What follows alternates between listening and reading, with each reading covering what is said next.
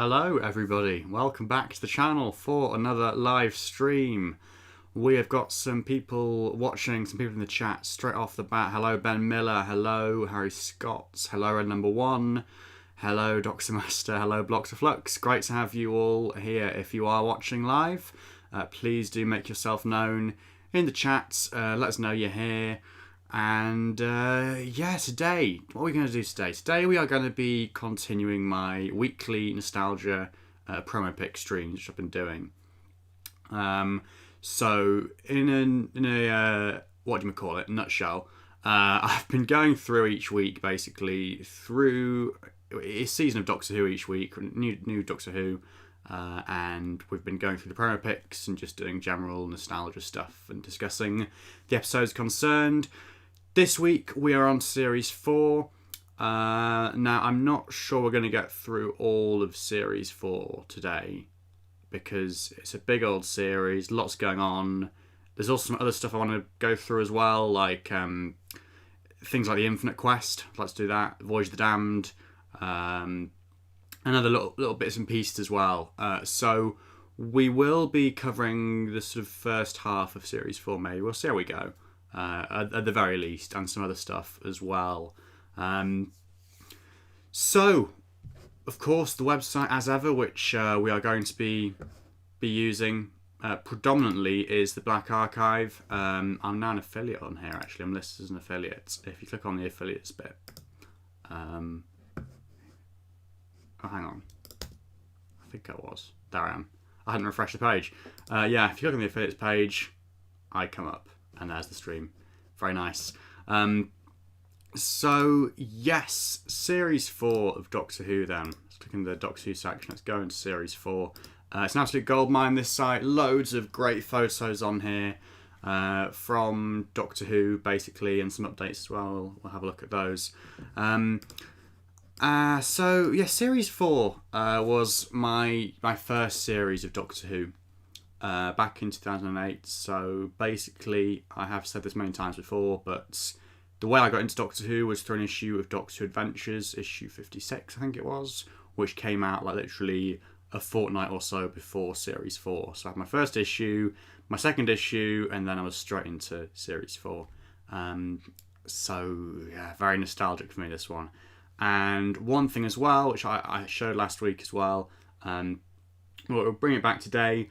One thing that I got in the coming months after that was this lovely Doctor Who sticker album, and many of the promo pics we are going to be looking at today were in this, and this would have been the first place that I ever saw those pictures. So it's really nostalgic for me. This we sort of covered some of these Series 3 episodes last week. So for instance, that was the spread for the Daleks in Manhattan two-parter there, and then it covers after that it covers Time Crash. There's a spread on Time Crash we can have a look at. If we need to look at the Time Crash promo pics, that was the Time Crash spread there with Peter Davison, and then it had like I think it's 4 pages, isn't it? The great big Voyage of the Damned spread. That first 2 pages there. And then that second spread. So, yeah, hoping to find some of these photos today. And then, of course, other Series 4 bits on here. There's like a whole 4-page spread devoted to the Doctor and Donna, which is very nice. Because this came out sort of, I think, while Series 4 was still airing. So it does cover the first few episodes, like Partners in Crime there. It's basically loads of photos of like the scenes set in the Adipose Industries offices. Essentially, that's what the stickers cover. Then the Fires of Pompeii, which is an interesting one because... Oh no, hang on. Yes, that is... I see, yes. This page here is a continuation of Partners in Crime with the TARDIS stuff. Then it goes on to Fires of Pompeii. There's a whole big spread about the location filming in Rome. Loads of photos there. It's really nostalgic, this. And it goes on to Planet Viewed. There, I might as well get this part out of the way now, and then we don't have to keep flicking back to the sticker album as we go. And then, yeah, the final episode covered is the Sontaran Stratagem. And then, yeah, it literally stops there. It doesn't cover anything else. There was this final 3 pages of the album, which was called Series 4 Uncovered.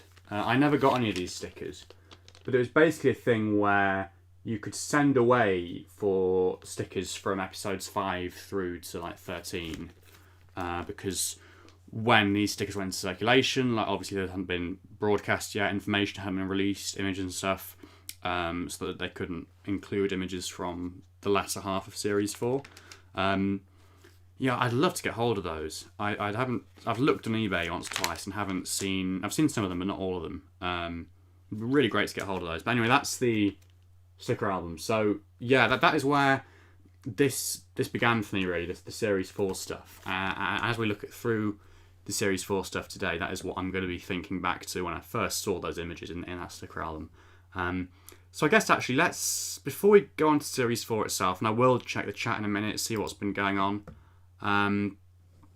But yeah, let's start off with Voyage of the Damned then. Obviously the Christmas special from 2007. I'm just making a folder for this on my hard drive where I'm copying all these photos across as we go through them. Voyage of the Damned. Let's just stick up a nice photo of David Tennant there, and I'll just leave it up for a moment and we'll check the chat, see what's going on. So we have got a few more people joined us. We've got Hooniverse Archive. Hello, Hooniverse Archive. Of course, the person in charge of the Black Archive site. Great to have you with us again. Pardon. TARDIS Ollie, hello. Sam Fowler, Hooven Espresso Extra. Hello. Alex Sec Pics. Oh my goodness.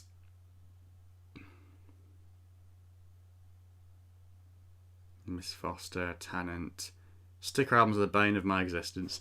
Yeah, well, that particular album was great, but I know what you mean. I mean, I went to great lengths to complete that album. Yeah, it was days before, you could just go on eBay. Well, you probably could have gone on eBay and stuff and looked up the ones you're missing, but I was 7 years old, so I wasn't going to do that. So I will just pop out the chat and I'll try and keep on top of this. We've got 18 people watching, which is fabulous. 20 even, I think. Please leave a like if you're enjoying. As ever, super chats, super stickers, and Patreon supporters. All those things are strongly encouraged if that floats your boat. The link to Patreon should be in the description, I think, and then super chat and stuff is obviously accessed in the chat. So yeah, that'd be great. We had our first ever super chat on the channel last week, which was very exciting. Our first 2 super chats actually, from Alex Rooney and Tumina Nightcad. So that was really great. So yeah, without further ado, let's get stuck in to Voyage of the Damned. The name's the Doctor. Quite right. Yeah, quite right. Apparently there are a lot of photos in this album, so let's crack into it. So yeah, we've got Tennant there. These are the general ones, and we'll move on to the episode stills after that. So of course Kylie Minogue there, Astrid Path. Now this episode is one that I've probably mentioned this before. I was in front of the telly when this was broadcast. But I wasn't interested in watching Doctor Who back then, in 2007. So my dad tried to get me to watch it, and I did see what was going on. Got vague memories of the Titanic flying over Buckingham Palace, but I wouldn't class this as my first episode of Doctor Who because I just wasn't engaged in it, sadly. But there are so many colourful characters in this story, and it's such a great... it's nothing... I always think about Voyage of the Damned, it's nothing too, sophisticated in terms of the... Well, I say that, it's not particularly doing anything new. It's like a tried and tested sort of story format, essentially, of like a disaster movie. But having said that, it's new for Doctor Who to do that. And also, there is a certain degree of skill, I think. Like when you read The Writer's Tale, this is one of the first stories covered in The Writer's Tale, Rusty Davies's book about writing Doctor Who. And when you read the passages about this story in Writer's Tale, you actually realise how much of a feat it is to sort of balance all these characters, basically. All these characters and move them around the ship and who dies at which point and, how it all comes together. It is actually quite it's deceptively simple, deceptively complicated, sorry, I think. Well, deceptively simple in how it comes across and, complicated behind the scenes. Because you wouldn't have thought that it requires that much thought, but it does. As with anything, it's more than meets the eye. Banneker Flatter just there, of course, the Heavenly Host, Kylie Minogue and David Tennant. I mean, it's a mad time looking back, Doctor Who Voyage of the Damned. I mean, this really was the peak of, well, I suppose Series 4 itself was the peak for Tennant and stuff, but it was just a mad time, wasn't it, clearly? Or so I'm told. Banneker Flatter.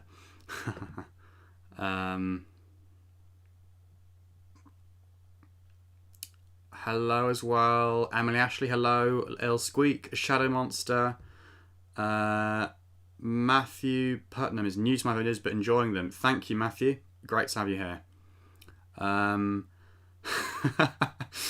So, I wanted to pick up on something there. Yeah, Warriors of the Deep Collector's Set, question mark. Eyes emoji says Shadow Monster. So, yeah, there are a couple of bits and pieces from Doctor Who Twitter and social media today that I wanted to address as part of this stream, which aren't related to Series 4 or anything we're doing today. But the first of those is this rumour about a Warriors of the Deep action figure set from Character Options, which, well, okay, we know as of like a couple of hours ago, we do actually know there is going to be a figure announcement on Tuesday morning. We don't know what it's going to be, or like if it's going to be B&M, or I think the way it's phrased, it sounds like another Character Options exclusive. And there was various speculation about it being 3 Silurians from Warriors of the Deep, which sounds very weird, doesn't it? But I think basically the way this came about is that I think someone heard from someone else or whatever, rumours, but also because of the review of Death, obviously with fellow YouTubers Matthew Toffolo and Billy Garrett John, they have just recently recorded an episode about Warriors of the Deep, and Billy put up a tweet which he then deleted a couple of hours later, but he put up a tweet saying how they'd got this exclusive new character figure set to show off in that video, and then he swiftly deleted that tweet. So that would obviously tie in as well, because it would make sense to do an episode about Warriors of the Deep if you're showing off figures from Warriors of the Deep. I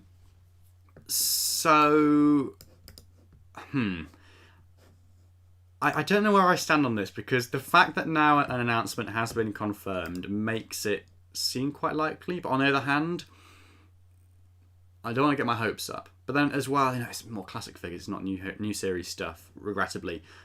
Presumably, of course, we don't know for sure. But let's see what the chat is saying. We've got some news about a new Lego Doctor Who game as well, as Matthew says. Yeah, I'll talk about that as well.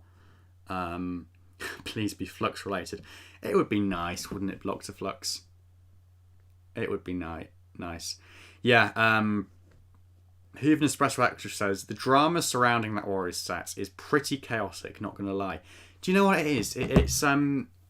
It surprised me today. Like, I haven't engaged in it, but it surprised me how much drama there has been. It's been pretty bad. Like, people on Twitter have been getting quite upset and angry about, like, there's various people who very understandably don't like the fact that we aren't getting... Like, there's a radio silence basically at the moment on any new series figures. No new series figures. I mean, none released last year, and we don't even know whether there are going to be any this year. So that is understandably very irritating. And then on the other side of the coin, you've got people that love the classic stuff, but like, you know, predominantly love the classic stuff and aren't too fussed about the new series stuff. And they're like, oh, you shouldn't be complaining. You know, don't complain. Just be thankful for what you've got. And both sides can get quite vociferous about that. And I don't know. Like, in terms of where I sit on that and where I stand on that, I mean, I wish they'd make some more new series figures. I really do. Like, if there is a Warriors of the Deep set coming on Tuesday, then of course I'll order it. Of course I'll buy it. Of course I will love it. Like, classic Silurians, fantastic. Why would release the 80s ones before releasing 70s original ones? Bit weird, but hey, I'm not going to say no to that. But at the same time, I mean, I think it's entirely justified to sort of be questioning why there's no new series stuff. I think part of the answer, there's always comes down to two strands when people are trying to answer that question. So the first strand is, oh, new series stuff doesn't sell, the retailers don't want it, etc., etc. And yeah, of course, there is some truth in that. I mean, in terms of the classic stuff selling better these days, supposedly, I mean, basically that's what we've been made to believe. It's all down to the fact, basically, isn't it, that, you know, those stories were on 30, 40, 50 years ago. The people that watched those stories as kids are now adult collectors with disposable income, which explains, you know, how those sets are so popular, basically. Because it's people buying the figures and the toys they wanted as kids, basically, you know. Then there's obviously younger people like me who buy them, you know, who weren't alive when Classic Who was on, but buy them because they like Doctor Who.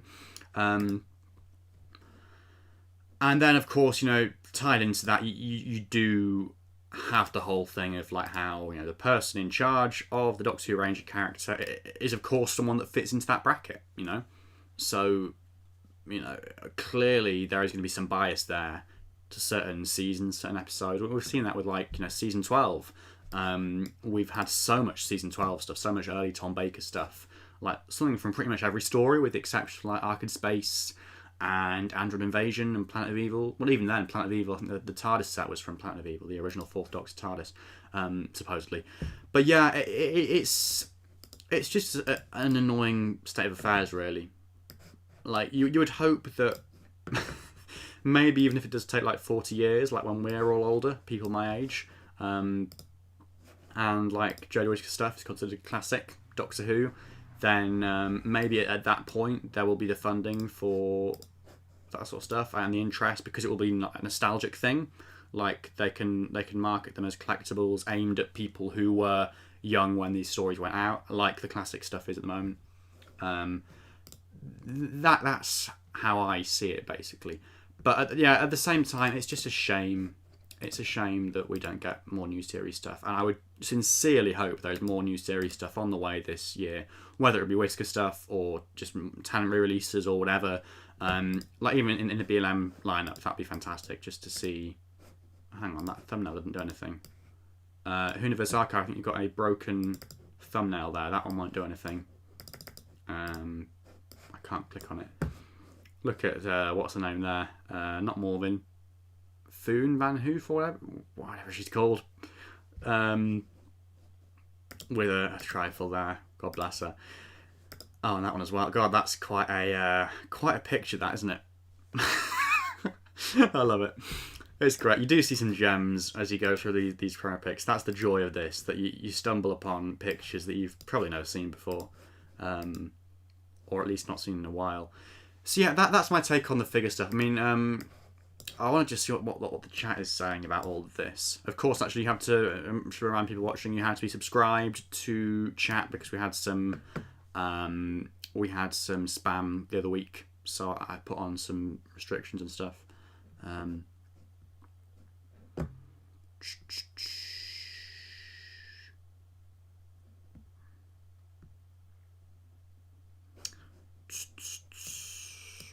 Yeah, Hooven Espresso Extra. I'd have to say, I'd literally take anything from 2013 onwards. Literally anything. If we can have some new Who sets, lol. Even if it's just one, I just want something. Yeah.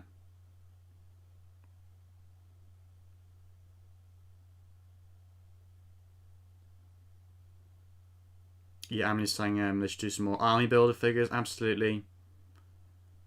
Yeah, like it was always a bit mystifying how, like with the Jadoon, for instance, they released the Jadoon captain single-cardedly, if that's a word, and then the trooper in the B&M set. Like that was a weird choice because like now I would, if that Jadoon trooper was available as a single-carded figure, and they were like reduced in Forbidden Planet or something, I'd buy them up. I'd get an army of Jadoon. In fact, I did that. I had to buy an extra Friends and Foes set just to get another Jadoon. So I've now got like Haran and Yaz that I don't want, like an extra one.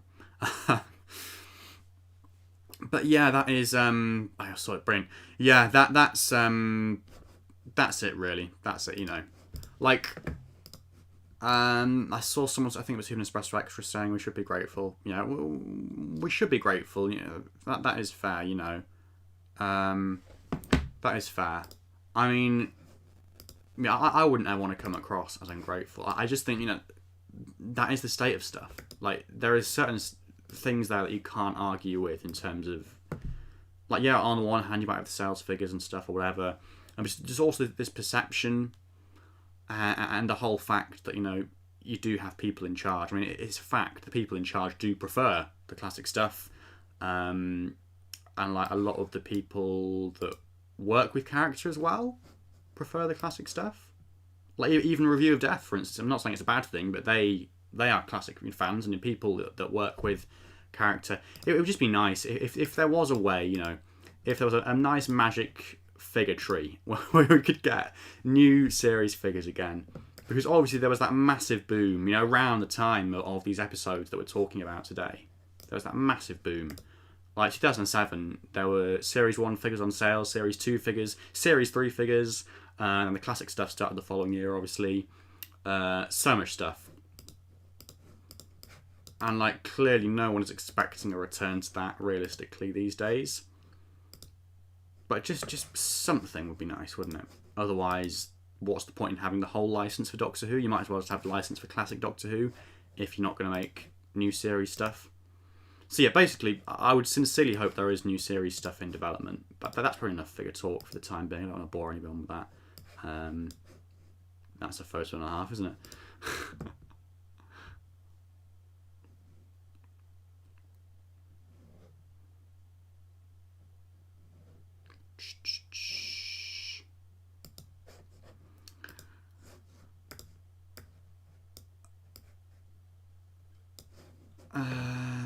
Where do we get up to just there? Hold on a minute. Oh, we got up to there, don't we?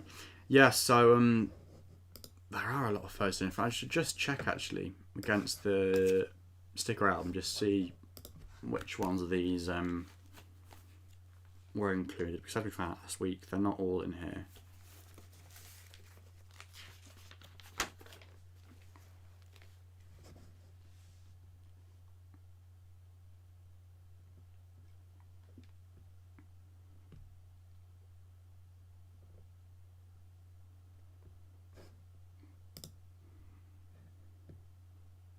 Yeah, that's one that's in the book. That one. There's quite a few from this this scene where they have to cross the chasm. The big drop down into the engine room. I mean, it is quite a visual story, this one, you know. Well, I mean, okay, on the one hand, it's a lot of like engine rooms and stuff, and like factory style, like, you know, industrial settings as they move through this ship essentially. But it is like a mini action movie. I think that one. Well, that one isn't in the book, but I do recognise that. I've seen that before. That's a very iconic photo. It's been used a lot. That one. Mr. Copper and his famous, infamous Doctor Who magazine interview, God bless him. Yes, that one's in there. I'd love to do like a thing actually, maybe when I've got all these photos copied across, like they sort of like gather together all the photos that were in this sticker book and then just like put them together into a collage or something, because it's so nostalgic. Really very nostalgic. But yeah, if anyone watching was also alive, or at least a fan when Voyage of the Damned went out, Voyage of the Damned and Series 4, do let me know in the chats. Share your memories, your thoughts on Series 4, or if you're newer to the show, how old were you when all this stuff was on? I mean, it's mad to think that like there are people now that are fans of Doctor Who that were like born this year, like in 2007. That's mad to think that, to me at least. It makes me sound old probably, but yeah, it is bonkers. Like there are kids that have grown up, like kids who watched RCD1, well, the very start of RCD1, like Chris Eccleston and stuff. They are they're basically not quite old enough. Well, are they old enough to have their own kids? Sort of, maybe, if they had them early. So it's a mad one, isn't it? Best series of New Who. I was a wee baby when Series 4 was airing. Yep, that's exactly it, Doc Semester. Block to Flux has watched the merch hunt that I did with Miles and Ozzy on Mono Supreme, the Mono Supreme channel. I'll give a little shout out again in just a minute. Yeah, that was great fun. It was really good fun. We had a good old time with that. Basically, so if you're not sure what that is and what it's about, let's find it now. Hold on.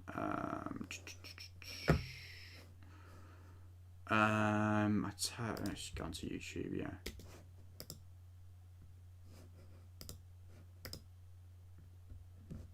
No, hold on. That's my channel. I'm going on my hold on. Mono Supreme. This guy, yeah, this one here.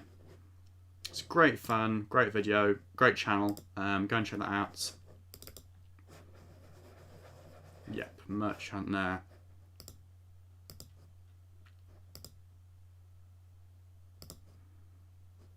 It's a funny comment I got earlier today. Sexy Fantasy Girls commented on my David Tennant video. He is ? In response to David Tennant is the 14th Doctor, apparently. Or are you just saying any bollocks to get the views? Post when you have facts, not opinion.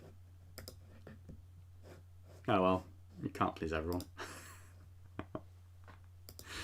Oh dear. Crikey, we've got some fantastic Series 4 members in the chat. Let's take a close look at these. I think we're nearly finished these now.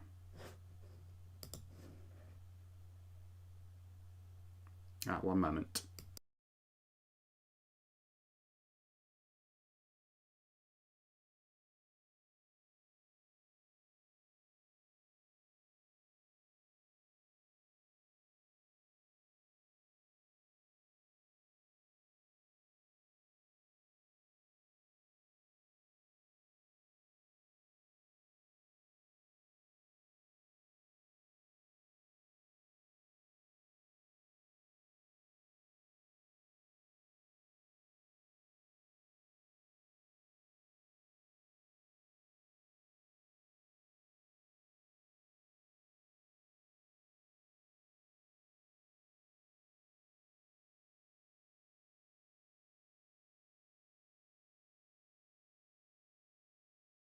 Sorry about that little brief technical hitch there, but we are back now.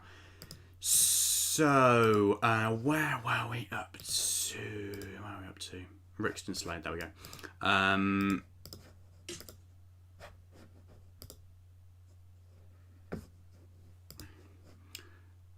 So let's read out some of your memories of all this stuff.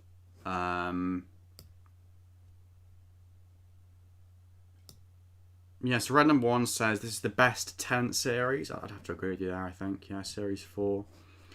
J.W. Newell doesn't remember watching Voyage of the Damned live, but does remember watching the DVD and playing it to death. Love it. Crikey, Radical Pineapple Productions. Started watching the show with Smith when I was around 4. Now I'm finally watching Series 4. See, that's mad to me, because I was, 9 when Smith was on? It's only a 5-year difference, I suppose, but still. That is mad to think that there were people that young at that point. Matthew Putnam remembers crying when Donna left. Emily remembers being scared of the adipose. Wow. Oh, not necessarily themselves, but how they were born. Yeah, it was a sort of freaky effect, the whole thing with the adipose. We'll talk about those loads, I'm sure, as we move on to Series 4 itself. I think these ones are all just screen grabs here, apart from these ones. These aren't screen grabs, are they?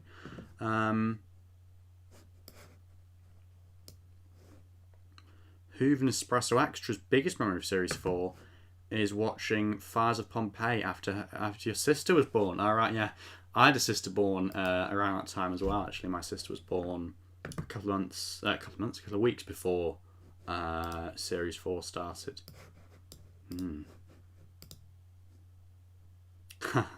Titanic 2, starring Australia's own Kylie Minogue and Phileas Fogg. Love it.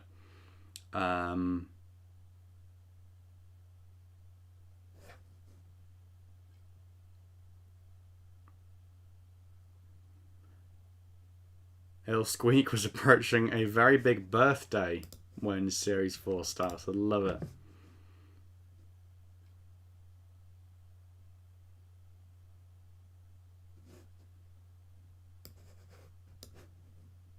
Jeremy Duncan started watching Doctor Who in 2007. Alright, so you were 9 then, yeah, I see. Series 4 was the first one you saw as it came out, yes.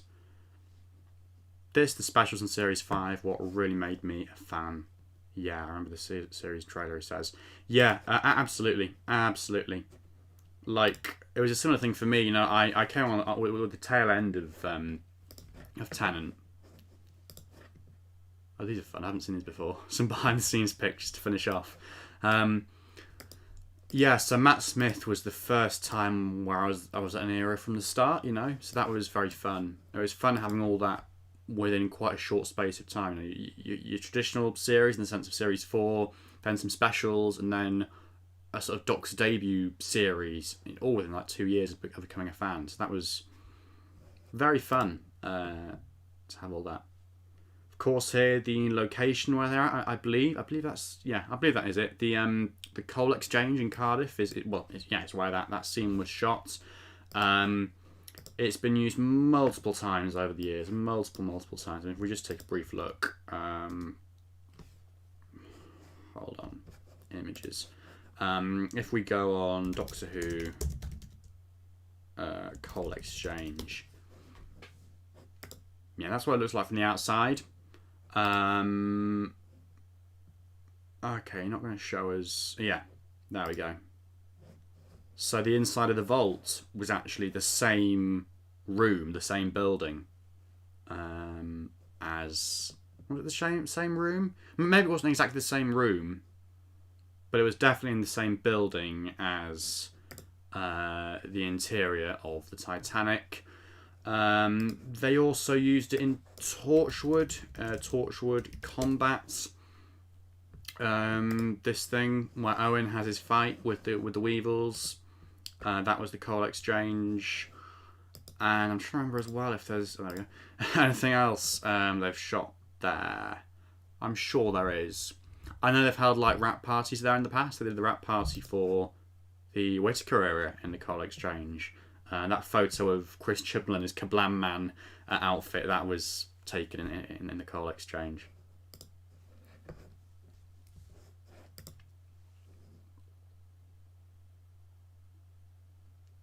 We've got 24 viewers. It's fantastic. Please leave a like if you're enjoying this. And super chats, etc. are encouraged. So, Astrid Peth. couple more shots of her there. Having her hair and makeup done. We are very, very nearly at the end. But you see now, we're 35 minutes in. This is my worry that because we've spent so long on this episode already, that yeah, there's no way we're going to get through all of Series 4 tonight. But we'll get through as much of it as we can. David Tennant having a glass of water. With the director there, I think it's James Hawes, isn't it? Check that.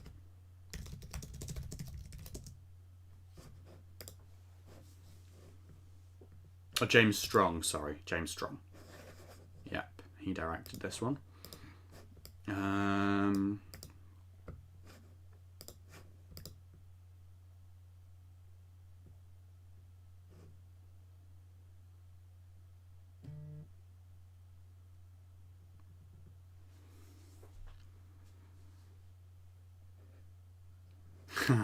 Even Espresso Extra says, remember when it was rumoured that Rixton Slade was coming back in Flux? Well, what that was, actually, I think... Well, I'm pretty sure I know the facts on this now. It was for... I mean, let's see if we can find this. I don't know if we'll be able to find information about this. But the chap who plays Rixton Slade is called... Help. I'm going to check this, double check. Gray O'Brien, that's it. He's actually a Scottish actor. That will be important for this. So, Gray O'Brien, who played Rixton Slade, somehow or other... Oh, here it was. It was on this article from the BBC, which was about how he sadly had tonsil cancer. And somewhere on this article... Down here it said, he has recently filmed scenes for the new series of Doctor Who. Now that was in 2019, when they were still filming Series 12, and or when maybe they'd just finished filming Series 12 and Revolution of the Daleks. And obviously he was never actually in it. So what this all boiled down to was, if you remember... in Revolution of the Daleks, there was a short scene or a little bit that we kept cutting to one of the locations in the bit with the defence drones where they're sort of out, doing their thing at different locations across the UK. One of the places was a castle. Now, it was shot at Cardiff Castle. It's meant to be Edinburgh Castle. And if you look closely, there are like guys with bagpipes and wearing the gear and stuff. Soldier gear, hats and stuff, and kilts. And I'm fairly sure that he was meant to be one of them and possibly have like a speaking part. And that scene was filmed, I think, but then got cut out of the episode. So a very weird one. Not quite sure why he in particular was cast, apart from the fact that he's Scottish. And hey, you can play the bagpipes as well. I don't know. But that's the story behind that one.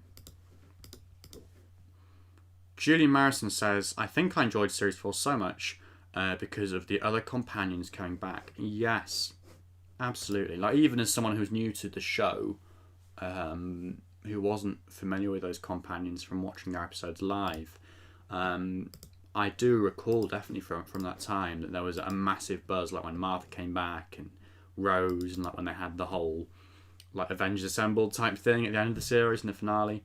So let's move on to Series 4 now with these fantastic photo shoots, photos. I mean, they're slightly weird, these, like with the blue and red lighting behind, or blue or red, I should say. And it's like cargo crates and stuff, isn't it, essentially? Oh, hold on, are they meant to be from the Ood episode? I've just noticed that little logo there. Isn't that something from the Ood episode? Little squiggly thing? Maybe not. Because there are storage crates, of course, in Planet of the Ood, aren't there? So maybe that is a thing, maybe not. But yeah, there we go. So loads of these of Tennant and of Donna, Catherine Tate. I think it's a shame that they are quite so like stylized and photoshopped as they are. it's a bit much. But then again, this is nostalgic. It's nostalgic. Like I remember back in the day, I'd have like pencil cases which came with Doctor Who Adventures magazine that had these images on, you know, of like Tennant people. So yeah, it was a very nostalgic time. All this stuff, very very nostalgic.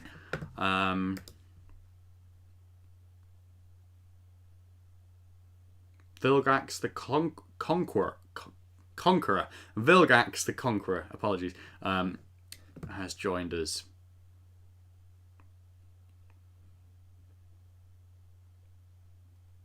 Vortex edits even. Shay, hello. Great to have you here.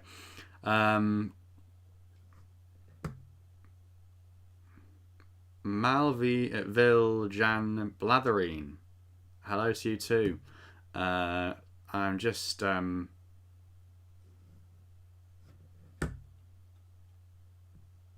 having a quick look around the chats. Yeah.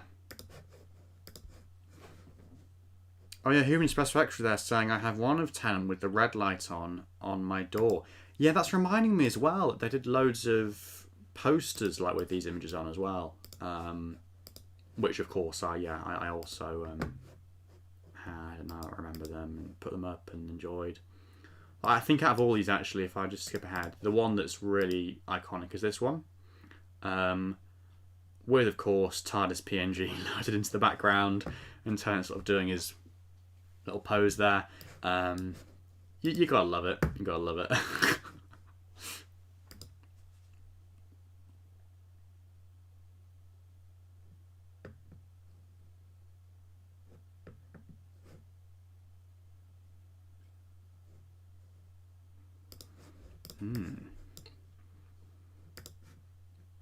Those images are iconic, says Blocked Flux. They certainly are. They certainly are.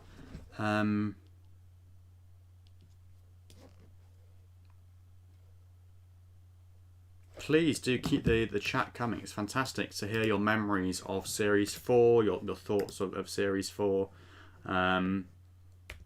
Really great stuff.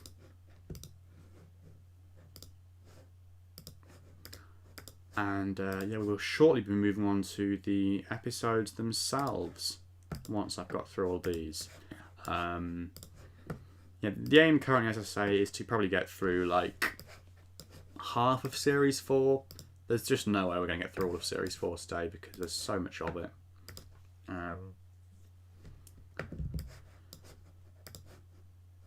So, don't worry. Donna then. On to Donna, Catherine Tate. I mean, what can I say? A great first companion for me, for my first series. Absolutely top notch. You know, the best one of the era.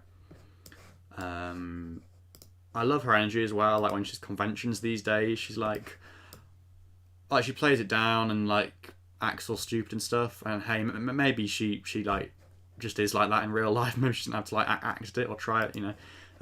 But whenever she does the thing of like, there was this alien and I can't remember what it was called, or I didn't know what I was talking about half the time. I didn't know what I was doing. Didn't know where I was.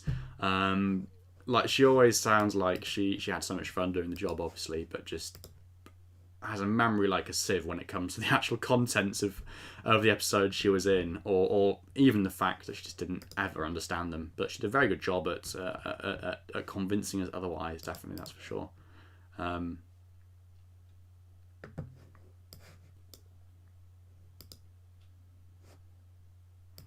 Donna, she's an icon, she's a legend, and she's the moment. She certainly is. You gotta love Donna. You gotta love her. Yeah, she's fantastic. Poor Donna, indeed. Yeah, she's really great.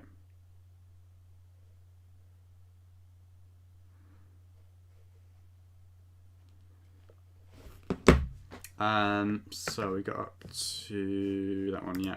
On some pink ones, and of course, yeah, we'll be reaching the images where there's two of them. Well, the two of them together.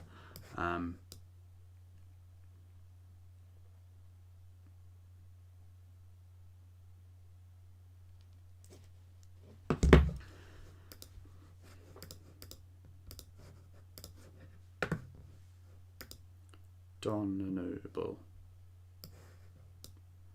What do you think Donna is doing right now? Says Dr. Master. She's probably like at bingo or something with her mates, or I don't know, doing whatever Donna would do.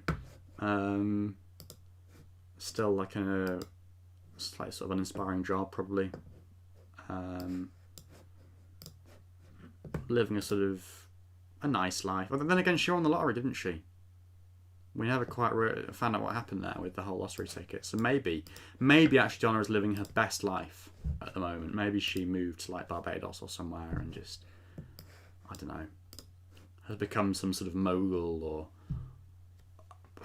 I don't know. Maybe she married like a prince and just it's all gone uphill for her. You know, who knows?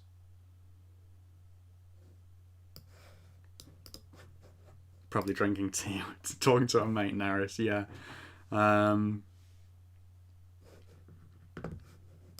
Yeah, you gotta love Donna. She's fantastic. So good. And of course, you know, the elephant in the room, of course, is that, and I haven't quite discussed this on the channel yet because I'm not quite sure how much point there is discussing it really. But obviously, as an extension of the David Tennant rumours that were going around a couple of weeks ago, there's been a lot of talk about these two perhaps returning for some sort of 60th anniversary celebration, be it like, you know, one episode or a series of a trio of episodes or whatever. Lovely shot there of the two of them. I remember last year, or the year before, whenever it was, that was on one of the lockdown posts, I think. Pretty sure. So really great find there. Love that one. A rarely seen gem. And this one, of course, as well. The original photo from the Series 4 box. And someone told me yesterday, it was when I was watching the premiere for that merch home video. It might even be someone that's in the chat now. I can't remember who it was. But someone told me that on the box sets, and now, of course, not that I've mentioned it, I've got to bring it up on Google Images. The box set uses that image, but there we go. With, oh no, hang on, is it? Oh, wrong one. Oh, that one. Oh no, it's not that exact image, is it? But or this one does. This version, this cover does. Yeah, that image, and yet they changed the suit from blue to brown for some reason. And now I can't unsee that because, yeah, of course, that they haven't changed the shirt and tie underneath. So, yeah. Bit of an embarrassing one there, but hey, Dalek Hybrid, he's back. He's lurking there from last week. So that is everything from the general section. The general. Partners in Crime then, Partners in Crime. Let's just move on straight on to Partners in Crime. Oh yeah, I see that there are some other ones here, which I'd class these ones as general myself personally, so I might add them to my general folder. I had a poster of one of these. I think it might have been that one or a very similar one, and I was always a bit spooked out because it was a massive poster. I had it on my wardrobe door. It was like one of those ones that came with Doctor Adventures or something, a big fold-out poster, and it was always a bit weird because if you zoomed into Donna's hands, it looked like she was a ghost or something.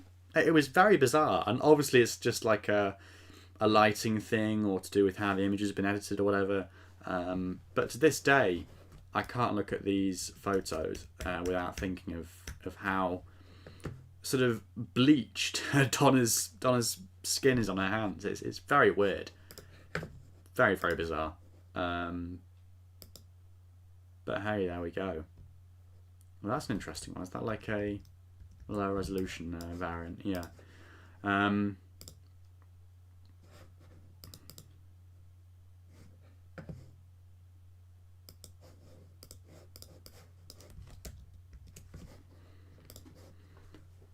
But yeah, with regards to those rumours, I would not say no, to be honest, to these two coming back. I don't really want this whole idea though of like a trio of interim specials. So Jodie leaves, and then they have Tennant back with Donna for like 3 episodes or 3 specials, and then they do the 14th Doctor after that. I don't think that's a great idea. I mean, I have to say, like, I remember the buzz from when these two returned for Big Finish back in 2015, whatever it was, 16, I think, and it's always weird to me thinking back to that because I remember there was such a buzz and. Well, yeah. To be fair, that first set of Big Finish adventures went down pretty well, but then like the set with Billy Piper, the set with the other set with Donna and Bernard Cribbins was in it as well, and like the Jadoon and stuff. The third set, like I feel with those 10th Doctor sets, the hype died down quite quickly, and like I think that's what would happen if they did it again on TV. To be honest, like if they tried to go back and do like essentially what happened for Big Finish, where they had a trio of stories with the Doctor and Donna. That was how they brought David Tennant to Big Finish for the audios. If they did that, then it would sort of be like, well, just yeah, I don't know. I don't think it would work very well. I don't think it would be good. I think people wouldn't like it as much as they perhaps think they would. Really. I mean, he gets everywhere these days. It's just a meme. It is a meme, but he gets everywhere, David Tennant and the 10th Doctor. I mean, well, David Tennant himself is in so many dramas like Around the World in 80 Days and stuff. I think he's just been signed on to doing another drama where he's playing like a murderer or something, or a detective, or I don't know. He's doing another drama, which films this year. And then the 10th Doctor himself is just on so much merch, and it's like, come on, really? Well, I love it. It was my first series, this, but come on. There are other eras of the show. Yeah, I feel like... Because like, even when he came back in Day of the Doctor, and that was only like 3 years after he'd left, to be fair, so there would be a bigger gap now if he came back. But even then, I remember just feeling, oh, okay, David Tennant's back. So what? You know, like, it wasn't that as big a thing as I perhaps thought it might be, or as perhaps as they wanted it to be, I don't think, because, well, A, he had only been gone for like 3 years, and B, oh, by the way, that's the original image off this cover. Yeah, because he'd only been gone for 3 years, and then also just, I don't know, I think people get the wrong idea, really. I don't think it would be a great move to bring him back. Like, have him in an anniversary special, sure. But, like, we've seen so much of this Doctor, like, you know, it wouldn't be anywhere close to, like, if Chris Eccleston came back, for instance, which isn't going to happen. But, you know, the level of hype, like, actually, when it came to it, I don't think would be... I don't think it would justify doing it, basically. But yeah, that's... Yeah, honestly feels like David Tennant has never left. I completely agree, even Espresso Extra. Just flicking through the photo album here at my side. Quite a few of these office ones. Well, I mean, there are loads of office photos that aren't here, but quite a few of these are in the book, I think. Or very similar shots. Miss Foster, my first Doctor Who baddie. Of course, the adipose, one of my first alien as well. Sadly, there are no high-res photos of them. Oh, actually, I take that back. I found the other day this page here, which does have an adipose wallpaper on it. This picture. And in fact, I want to do more... In fact, maybe this is how I do it. Is this how I view all the old stuff? I know the other day that Universe Archives got in touch with me to say there is a way on the old RTD era website to view stuff. I'd have to double check those instructions. But yeah, maybe this is it. Maybe if we go on other stuff here, we'll come up with like... Oh yeah, here we go. But there's no images for those guys. I don't think these video clips still work, do they? No. Oh, hang on. There's some Ood stuff here. Ood wallpapers. I mean, yeah, these are all images we're going to be seeing anyway, aren't they? But okay, so maybe this is how we do it. Like if we go on to Astrid Peth. Yeah, there's some wallpapers there. Okay, interesting.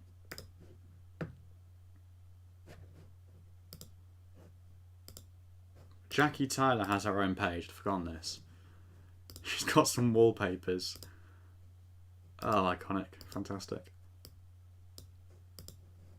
It was a mad site, this. Gotta love it, though. Yeah, I don't know if it's going to be anything else on here that's like exclusive or not. No, I mean, all those just like screen grabs, aren't they?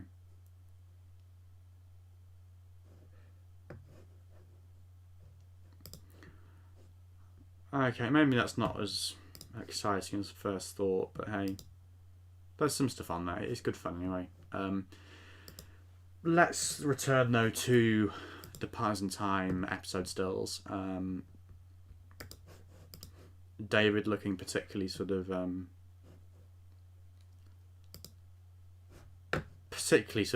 somber there, or bored, and then yet loads of TARDIS ones. Like a good proportion of this page of officially released photos is just TARDIS photos. I always forget this scene in the TARDIS where David looks up and he's like, you know, there's no one speaking to him. It's a sad little scene.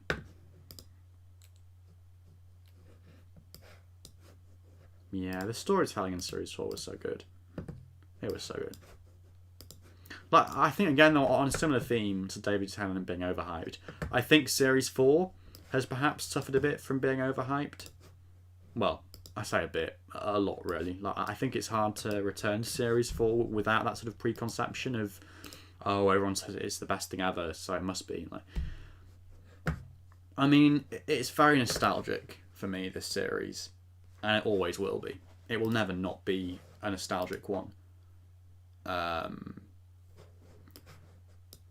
And it is good. It is good. I'm not saying it's bad, but like, I think there is quite a bit of overhype going on, and has been over the years, you know.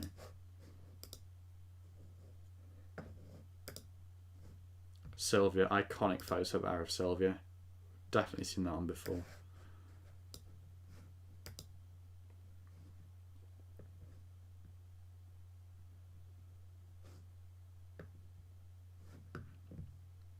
Universe Archive says go back to the main Series 4 page. Oh, on here. Go on to here. I'll click the Dreamland pic. Okay, click on here. Yeah. Oh wow! So this takes us back to the. Wow, this is quite something. This takes us back to the page where you can view all of the episodes and stuff. Oh my goodness.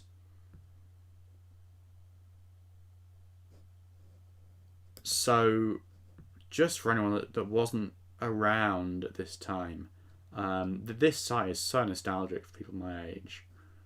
And, I mean, it was before Twitter and stuff, and social media and YouTube.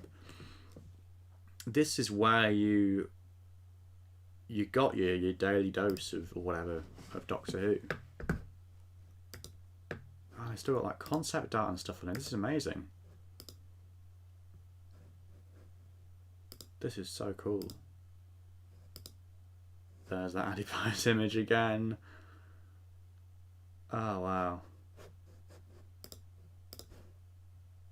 That is seriously cool. Yeah, we'll flick back and forth between that and Black Archive, I think, as we go through tonight.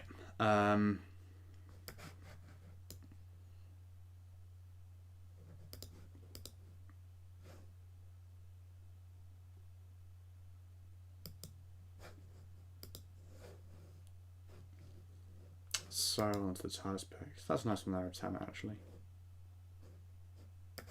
Very nice. Red number 1 would like some more historical and alien companions we haven't seen for over 30 years. I do agree with you there. I do agree. I think particularly a historical companion would be good. You know, I think with Flux, to be honest, like what we got with Vinda and Bell, like they weren't companions, but it was sort of ticking that box a bit. And I suppose by the same token, even though he didn't travel with the Doctor much, Jericho was sort of a historical companion, or like gave you a taste of what a historical companion might be like, you know, on a more permanent basis. So yeah, I would say definitely go down that route. RTD or just whoever in the future. Yeah, these photos of the TARDIS are so great. They got the lighting so spot on by this point, you know. Like back in series 1 and 2 and 3 it was a bit iffy. But I just adore how it's lit here. It looks so nice. David there looks a bit dad. Bit dad.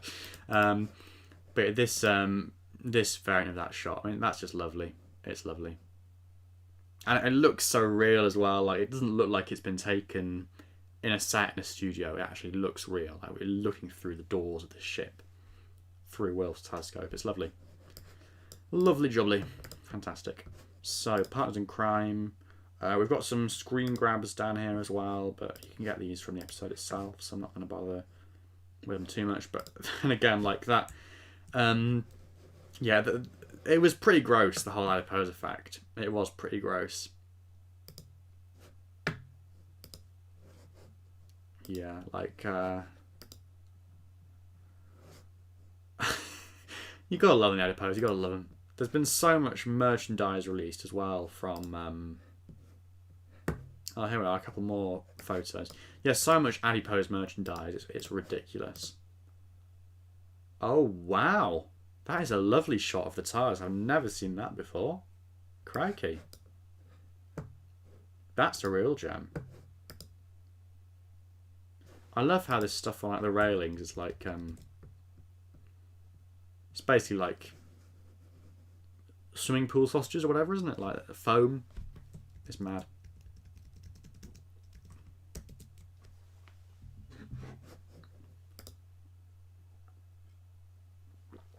Adipose are adorable. They are indeed. They are indeed. So, I've got some behind the scenes ones as well. Or just 3. A clapboard one there with Tennant. Oh, James Strong again. He directed this one. Yeah, I forget that.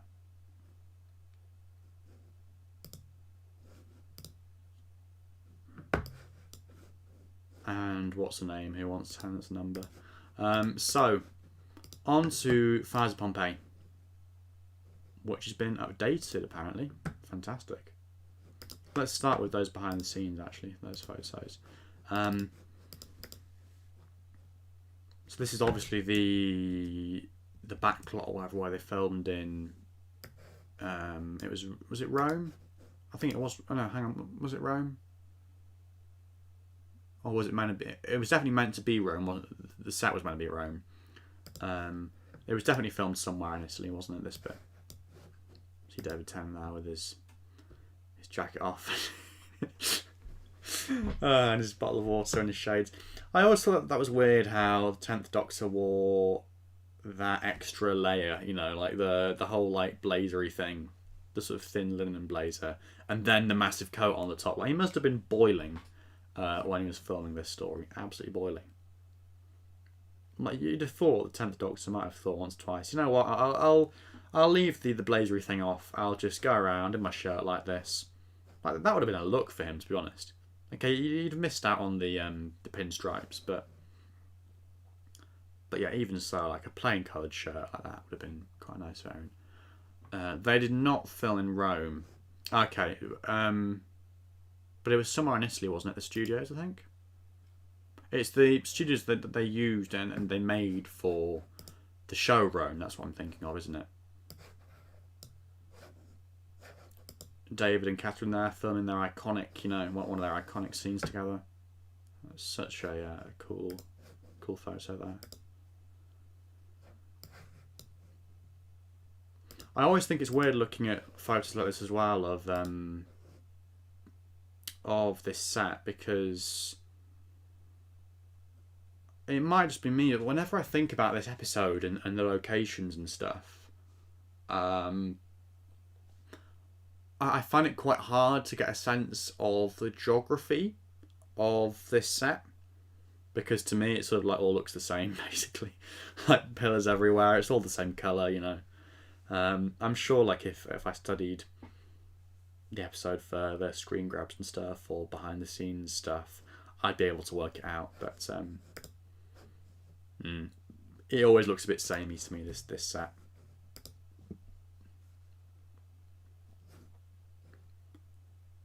Googleplex Flex, hello, great to have you with us. You made it. You did indeed.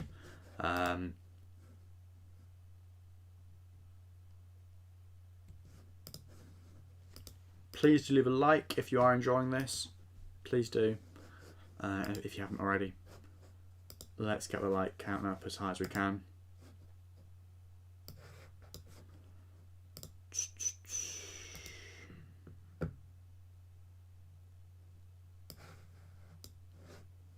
See, it would have made so much more sense if he just worn that outfit. Like, just ditch the coat, leave the coat in the TARDIS, and just wear that outfit for the episode. So, on to the general photos, and of course, what a gem here we have finally at the end. The final photo here. Tennant and Capaldi, the two doctors. The two doctors. Fantastic, isn't it? Mad. It's mad watching that back. Well, that episode and just looking at photos like that and thinking, that guy was the Doctor. It's mad. I do remember that from when oh, I'm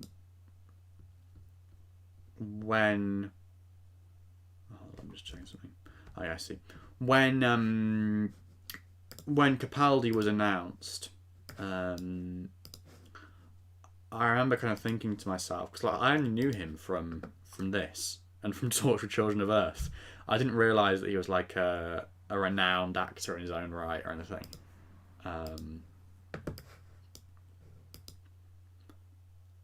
So, yeah.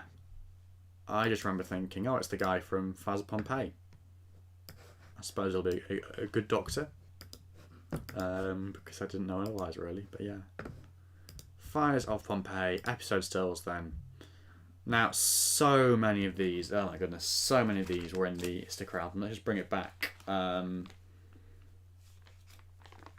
for some reason, the spread that they're on is just called The Doctor and Donna. Not quite sure why, but hey. There we go. As you can see, a load of these photos that we're about to look at were on these pages. So they are, yeah, they're very nostalgic to me.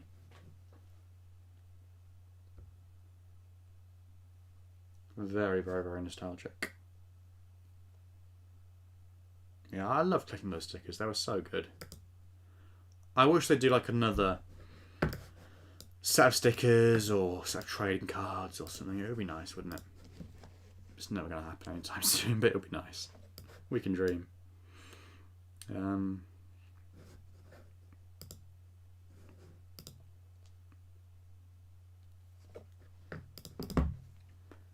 But yeah, so many of these photos are from the location shoot, and of those scenes between the Doctor and Donna where they're having they're having it out essentially, aren't they? About, you know, whether to stay in Rome and whether to Pompeii, even not Rome, Pompeii, even, yeah, and what to do and whether to change the time and stuff. Karen Gillan as well, of course. Mad to think that she was there on her first Doctor Who job. Little holiday over in Italy, wherever it was. And then, of course, she came back. It's mad. That's a very iconic photo there of her as well.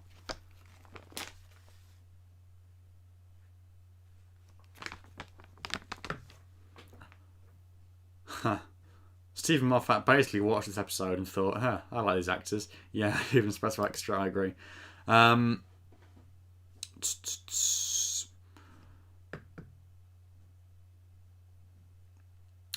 Isn't there supposed to be some Rittenhouse trading cards coming soon? Is that the American thing, Hoover and Espresso Extra? because I do remember reading something about that. And they have some autograph cards, don't they? Coming. It'd be great if that made it over to the UK. Yeah, you see that as well. You know, that's an iconic shot there of Tannen. Absolutely iconic. I've got a little sticker of him right here on my right hand side in the book, with the foil banner around the edge and border, even I should say, not banner.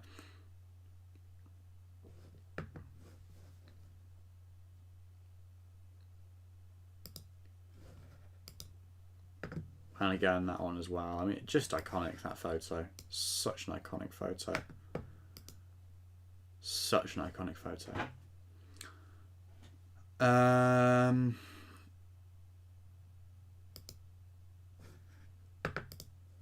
Dr. Master says, Richard Lloyd, what's your Thasmin video going to be about? Well, all being well, that will come out tomorrow. I'll say no more. It's about certain things, and Thasmin is one of them. So yes, I will be discussing Thasmin in a video tomorrow, all being well. Now this as well, oh my gosh. This photo. Does anybody remember where else you might have seen this photo back in the day? I'll just check that I've got this right, actually. I'm pretty sure I've got this right. It was on a piece of merchandise back in the day.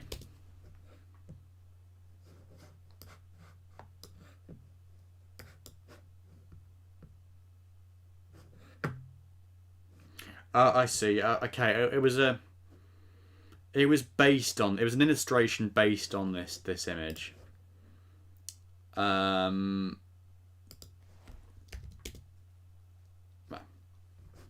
Let's put Google, never mind. It was the Darksmith Legacy books. Well, specifically the first book. Yeah, this one here, which I think I've got actually somewhere behind me. I never read them properly. But hey, yeah. So clearly that image there of Tennant is based on it's not based on that. It's based on that, just with his eyes slightly altered to be looking straight ahead. Okay, that takes you to a page on the website there. Crikey. Oh yeah, I remember that. That was absolutely hilarious. Wait, the Darksmith Legacy website. Obviously that's not going to work anymore, is it? It's going to be dead. Hold on, what? What?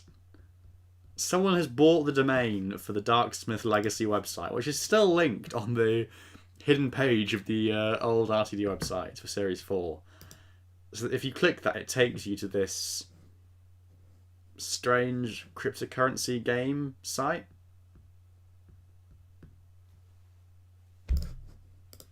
Oh well. Oh wait, so from this page you can access all the other things as well. Interviews. Crikey, this is a gold mine. Adventure calendar. Wow. I'm going to take a closer look at this. Well, that doesn't still work, does it? Play the Fight the Flood. Still work? No. Do any of the games still work on the Doctor Who site? I don't think they do they? No, it's just all the new stuff. It's none of the old stuff, is it? It's a shame. In fact, that reminds me as well, though, on the other Doctor Who site, on this Doctor Who site, there's they used to have games. I wonder if they still work. Features and games. Oh, can you not access the game? Oh, no, you can! Please say this still works. Oh my god. Oh. It doesn't still work. Oh, it's like a flash thing. Damn it. Oh, this still works. Okay, maybe we'll have a play around with this in a bit. That one still works. This one does not still work, sadly. No, that one doesn't work either. Oh, that's a shame, because these were quite good, these. These weren't official, if you don't know. These were just like a... these were like fan-made, basically. Yeah, I think it's only that Dalek scheme, colour scheme craze that still works. Okay, maybe we'll have a look at that. I'll park that and have a look at that in a bit. The new logo. Wow, I remember that. I remember that. Anyway, getting carried away there. That was a massive tangent about a load of stuff. Let's go back to the Fires of Pompeii, to that iconic image of Tenant. Print out an Ood mask on the live. Was there an Ood mask? Where was the Ood mask? Was it on the... Hold on.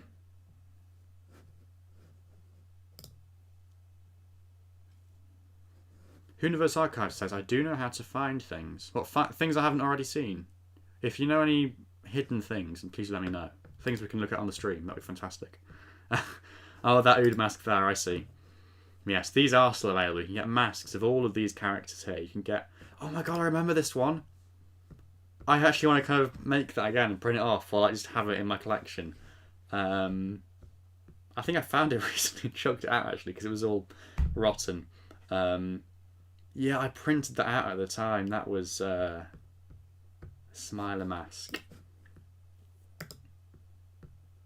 Do a Pagdoll one. Do gangers. Yikes. Silurian. Yeah, wow. The silence. Ugh. That's grim. That's disgusting. Weeping Angels. Oh yeah, iconic. The Master. That's terrifying. Hold on, I wonder whether... Can you still access that cherub there? There was a thing back in the day where you could like print off and make a cyber shade mask. I wonder if on that page I can... Well, hold on, where is... Just a minute. Oh, the Ood mask is there. The Ood mask is there. I thought for a minute the Ood mask wasn't there, but it is. Panic over. I wonder if on this... Can you still get it? The cyber shade thing.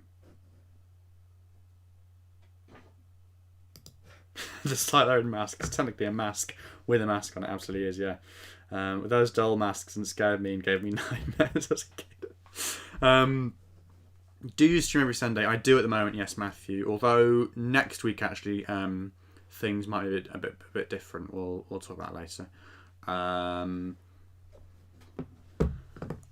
Look, I would print them off, but I don't have a printer to hand at the moment. Maybe in a future stream we'll print out the masks. But no, what I was thinking of just then, the Cybershade thing. Well, someone told me that the... Oh, no, what's this? Who Spy? Wait, that's a part of the score for the soundtrack to the End of Time, isn't it?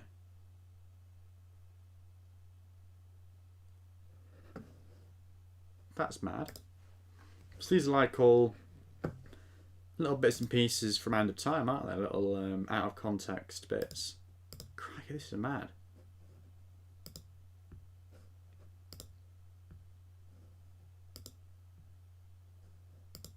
Wow. There is stuff here that I have not seen for a long time. So the Cybershade thing was part of the 2008 adventure calendar, but I'm not sure you can... I'm not sure you can still find it anywhere on here, can you? Well, obviously you can't find the 2008 one, but...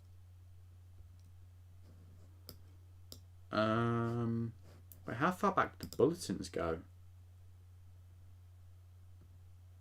Crikey, this is quite old. They did a thing about how the Trial of a Time Lord DVD was delayed. What?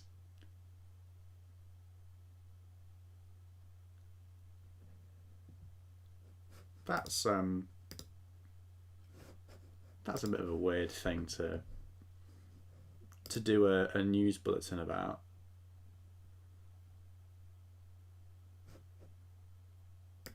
Wow, I repeated Sarah Jane on Sundays. Forgotten that. Wait, so the galleries page there.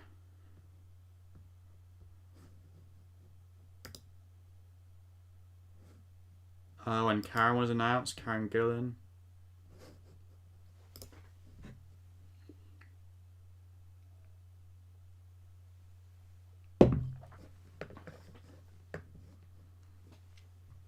Hooniverse Archive says they may load these bits and pieces to the extras portion of the Black Archive. Yeah, absolutely, please do. That'd be fantastic. Yeah, I need to go through them myself. I didn't realise you could still access all this stuff. Obviously, those videos don't work anymore. Oh, you got all the stories there. The original version of Blink is there. Crikey. Just hiding away. On that random 42 prologue thing. I discovered this recently. I don't know if I've even read it actually, but it's there. Reviews. Didn't they used to get kids to do reviews? Yeah, there's kids here from primary schools that used to do reviews. Archive. Damn it, the archive button takes you to the thing. Where the most recent news article is about Jacob Anderson. Oh, yawn. What a useless site that is these days. All features. So I just want to find that Cybershade mask. Wait, hang on. So it would have been Christmas 2008, wouldn't it? So that would have been... Wow, there's stuff here about when Planet of the Dead was on. This is mad.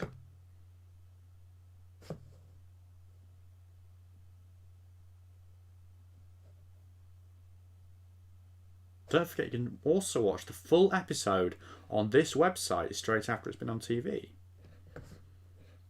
Was that like a iPlayer precursor thing? Could your parents be aliens? What the heck is this? Oh, that was for John Barrowman's show, I think.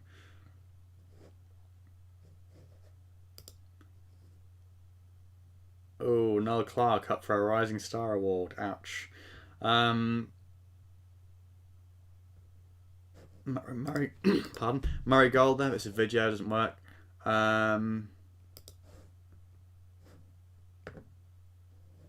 Crikey, this is all a massive gold mine.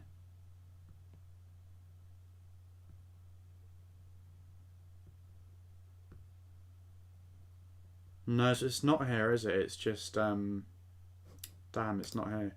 I think though, if you Google Cybershade mask, I think it is still saved somewhere. Yeah, this was it. Someone saved it to Pinterest.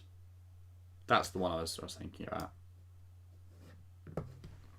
Wow, Blocks of Flux is going to Time Fracture on Wednesday. Oh yeah, that reminds me, talking of stuff in London, I should probably mention on this stream. Oh, hold on. I found it. There it is. Yay. Oh my god, I found the 2008 Adventure Calendar. That's mad. That's your mask. Oh my goodness. There it is. Wow. That is bonkers. Because that's what it used to look like, the little grid thing there. It was on the front page of the site, and each day it would update, and you'd click on a window, and you'd get a thing. Oh. Right, I'm saving that to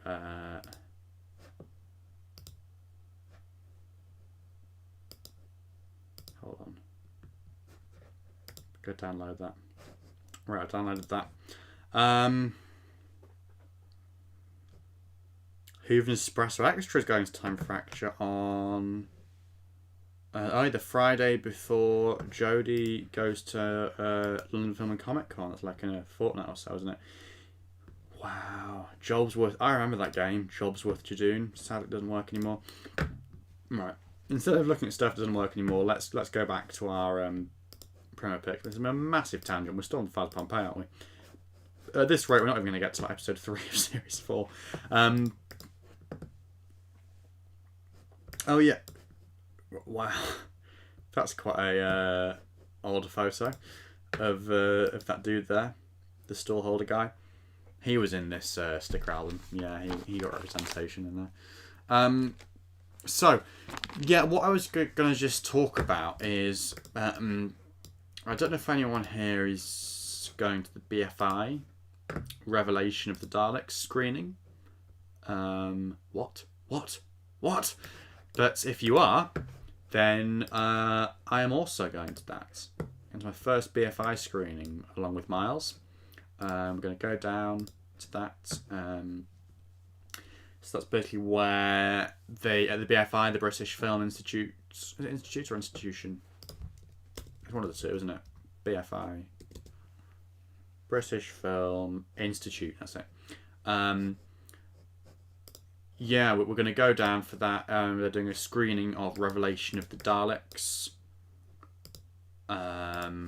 To like commemorate, or not commemorate, to mark the release of the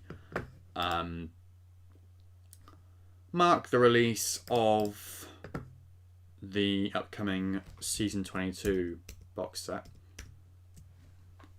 Hello, Tim and Lakehead. Great to have you here, and Doctor Who Home as well.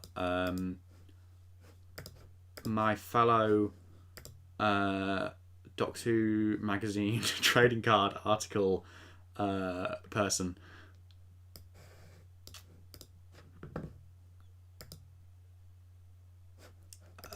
Yeah, we're currently on the Fires of Pompeii photos at the minute. We had a load of stuff just going on, if anyone's missed.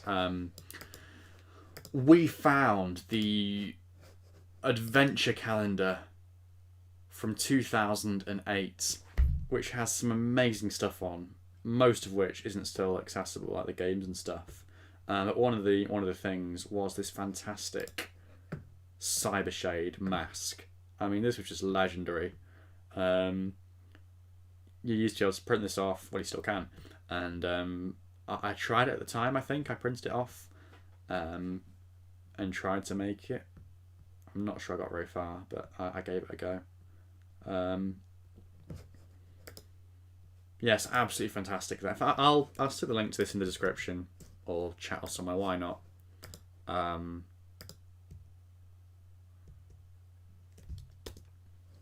That is the link. There we go. Have fun. Fun fact. Okay. So, Whoniverse Archive, who runs the Black Archive site, which has all these promo pics on, apparently their dad used to be friends with the actor who played this guy, Stallholder. Interesting. I wonder what he's doing these days, this Stallholder guy. I wonder if he's got any better jobs since this, or this is like the peak of his career. I don't know. I don't want to assume. That photo, I remember seeing that on articles all the time, like when I don't know if it was when Capaldi was announced that this photo did the rounds. Well, this photo and that photo as well, actually, you know, because they're like the only two photos of them on here, basically. But this photo as well, I remember there used to be like whenever there were articles about how this guy Kaikiris or whatever the heck he was called, how the 12th Doctor like got his face, the whole mystery surrounding that was the photo that always used to get used back then, like in 15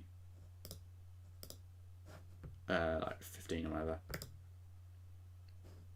This guy was an interesting character. He was a bizarre chap, wasn't he, this guy?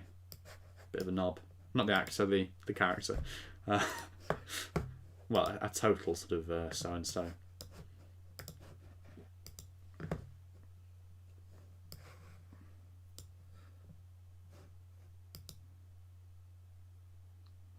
Red Number 1 did a video where he morphed Peter Capaldi into Simon Farnaby. Interesting. Whatever floats your boat. That's a nice photo there of Tennant. I do like it when he wears the brown pinstripes with like a dark bluey grey shirt underneath. That always looks very smart. He also did that in episodes like Next Doctor, I think. Midnight as well, I think. Midnight? Or maybe did he wear a tie in Midnight? Maybe he didn't have a tie, he just had a t-shirt or something. Yeah, I'm give a shout out as well actually to the well, let's find it. Will Brooks, the guy. There's loads of cool Doctor Who artwork.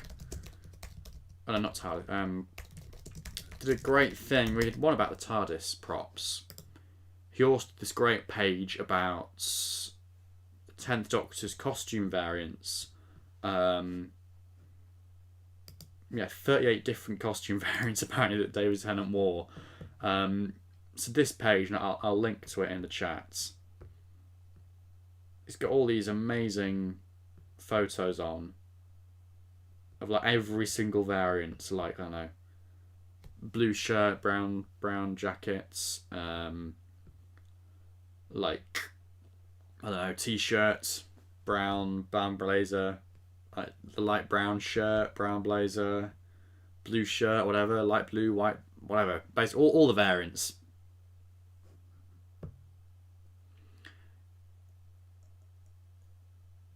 Yeah, I have to say, I don't know anything about who Simon Farnaby is as well, so if someone could fill me on that, that'd be great. Yeah, this is a fantastic page. I mean, look at that chart as well that sort of lists every single one. Boy, that's amazing. Right, I'm going to link to this in the chat for anyone's pleasure. Let's look at...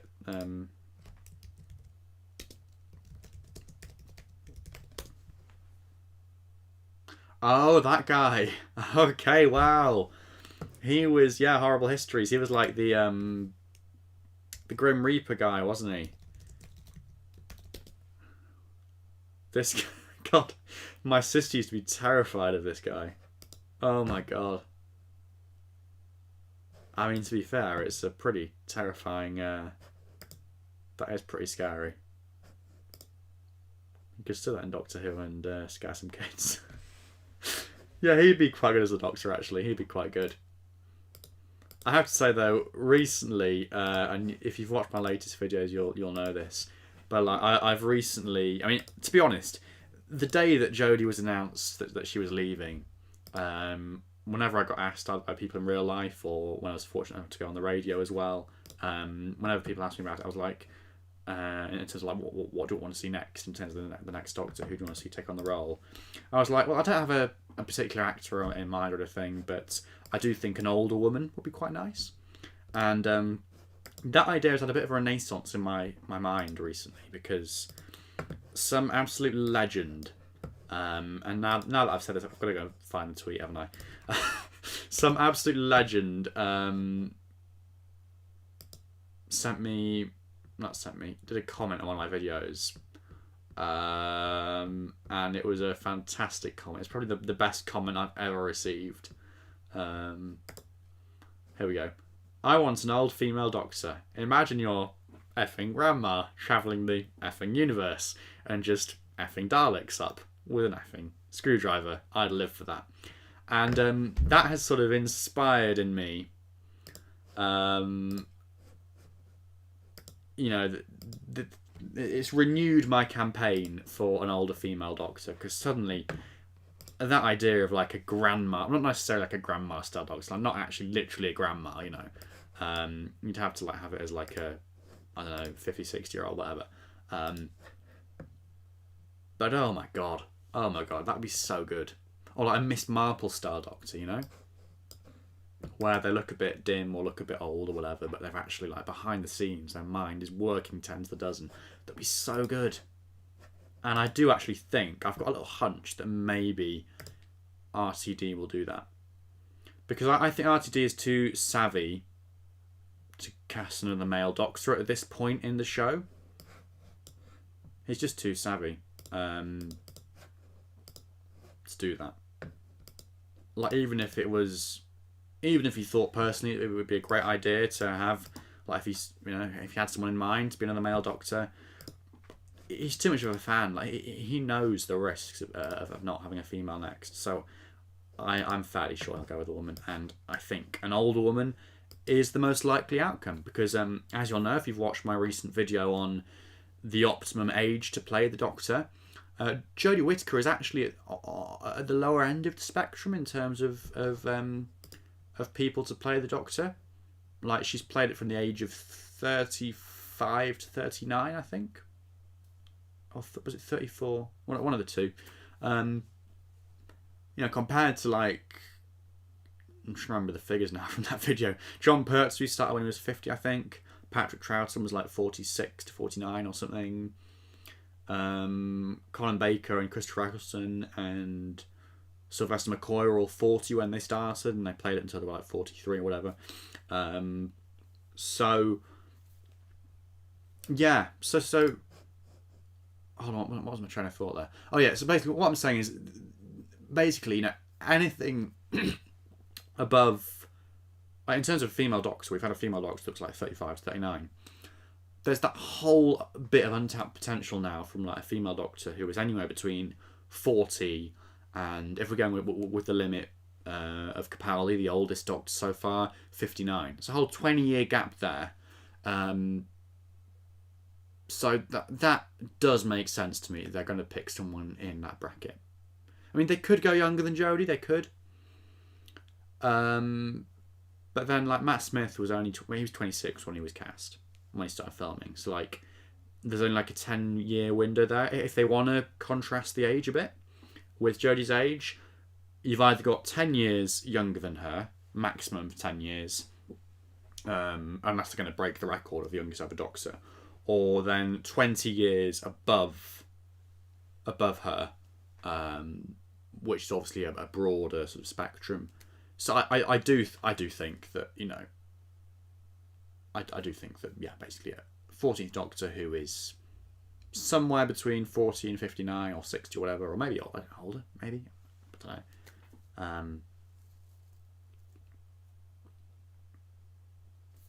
Annette Badland, she'd have been great, wouldn't she, actually? Sadly a bit too old these days, I'd have thought. Yeah, 71 years.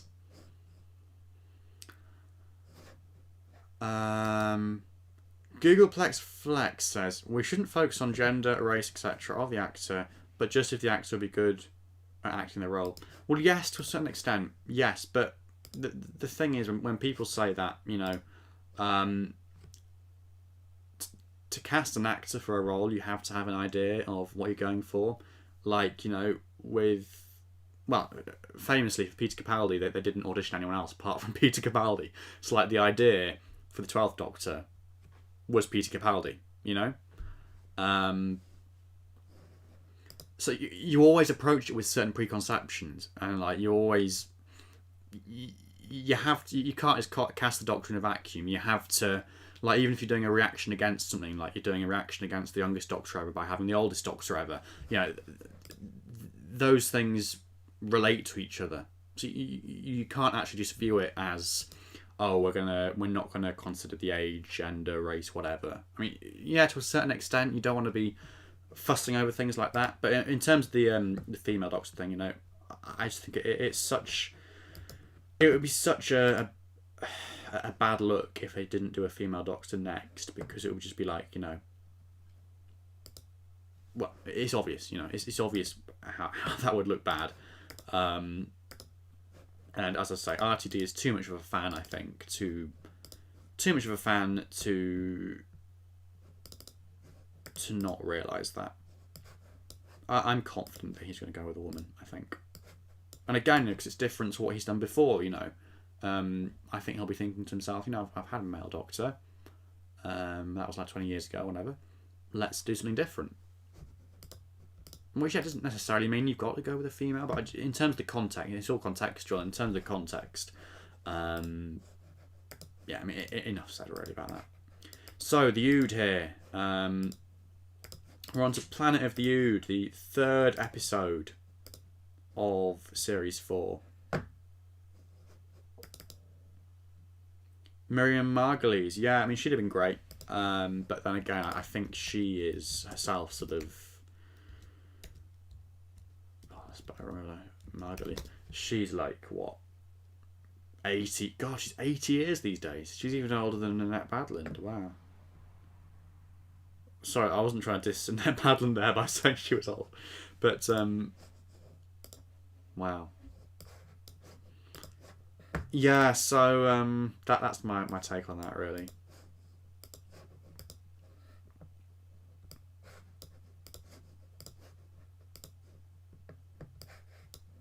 We made it to episode 3. We did.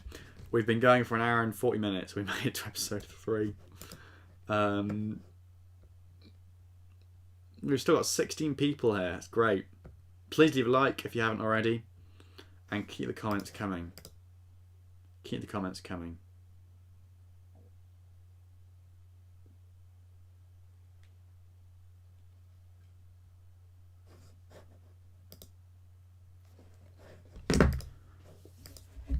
So, okay, the photos at the end are the newer, rarer ones.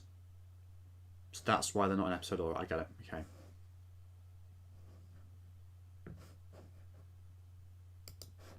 So, yeah, this was a great sack list, wasn't it? Like it was a quarry basically, wasn't it? Like covered in snow. And like if you look at, you might even have some photos on here of behind the scenes. I haven't checked yet behind the scenes photos, but like if you look at behind the scenes photos, it's really funny because it's like if you look the other side of this hill basically, then obviously it's not snowy. It's all just like red or brown soil or whatever. It's quite funny. You can sort of see it in some of these photos, like here, you can sort of see underneath the snow here. The circle must be broken. It must indeed. Dr. Donna Friends. Yeah, this is an iconic story, isn't it, this? It gets criticised a bit, I think fairly, because it's one of those stories where the Doctor and Donna don't actually do anything to like drive the action. All the stuff that happens is down to... Hold on. This guy. Like the whole revolution. And Sigma as well, working behind the scenes.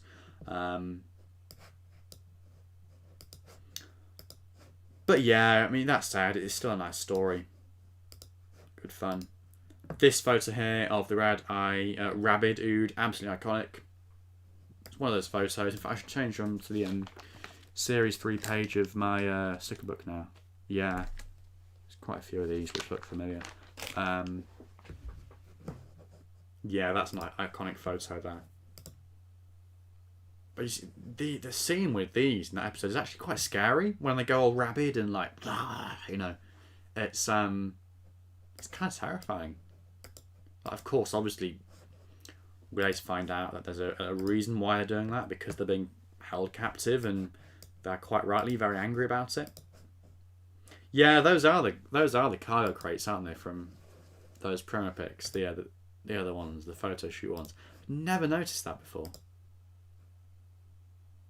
Never seen that before. That's amazing. Oh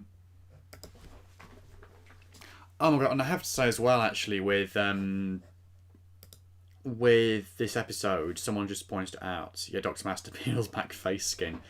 The transformation on Mr. Halpin, to when he becomes an ood, and it comes out of his mouth and he rips off his skin. Genuinely one of the best and / most creepy, most unnerving, most grim. What's the word I'm looking for? Like gross. That's it. One of the most gross Doctor Who things ever. Yeah, there's some good moments like that in series 4. Like obviously, Miss Evangelista as well. Is absolutely terrifying. Like as a kid, that just really, really messed. Like I didn't actually have nightmares about her or anything, but like I remember there was an issue of Doctor Who magazine, and she would you open the cover and she was inside on the first page. It was a week after the episode came out, and I used to take a peek. It was the behind the sofa style thing where you want to look, you don't want to look, but you can't stop looking. Oh yeah, I already found that very scary. back in the day. Some nice portrait photos here of Tennant. What else was I going to say though about this episode? I'm trying to remember what else I was going to say now. Was there something else I was going to say? Or have I said it all? I can't remember.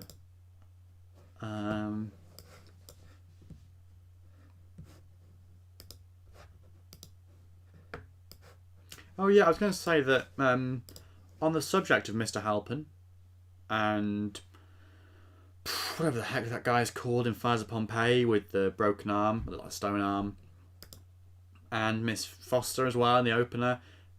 You got a good run of villains in Series 4. A good run of villains. A really good run of villains. And a good run of monsters as well. Like, you know, your Adipose, your Paravile, your Rude, your Sontarans. And what I always loved, and you can sort of see this in the pictures of the figures, the figure waves from that time. What I always loved is that how the colours of the monsters complement each other. And like you can tell that they'd put thought into the fact that, like, you know, your Sontarans are the blue monster, the Paravile, your red monster, your Rudy is sort of like yellowy monster with the skin tone of the Ood, etc. And like, every monster sort of had its own colour, you know, Adipose or white.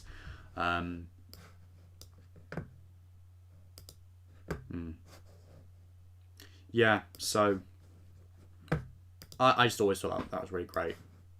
You can sort of see there how, yeah, it's not real snow. Gotta love the Ood Sigma, fantastic. These are great rare photos, love them.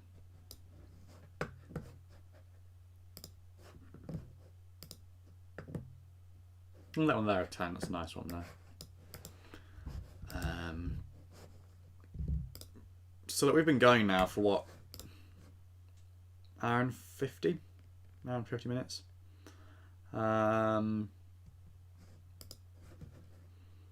many more episodes are we going to get through? That's the question. That is the question. Well, we're gonna at least do the Sontaran two-parter and maybe Doctor's Daughter as well. So let's start with this dude. I don't know what that's doing there. Universe Archive. If you can shed some light on where you found that photo, that'd be interesting.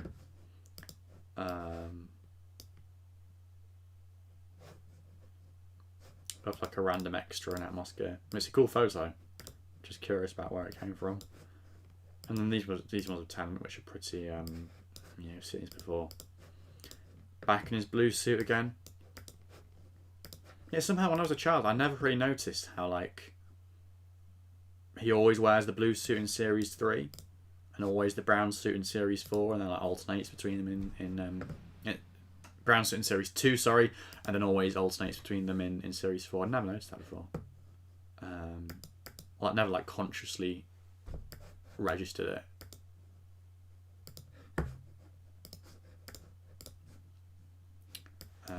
Sontaran Stratagem. Oh, hold on. Yeah, there we go.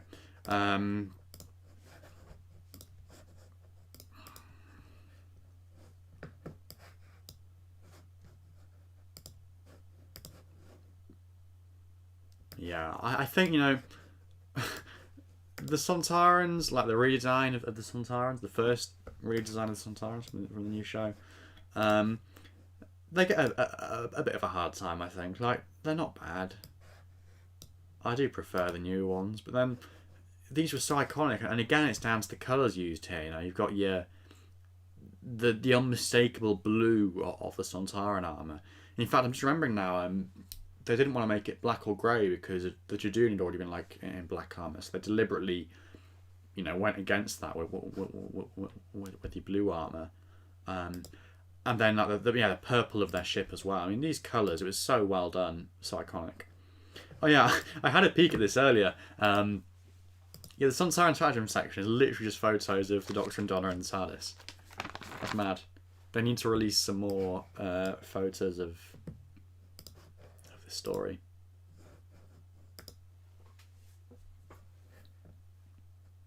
Aha, it was on Twitter. I see.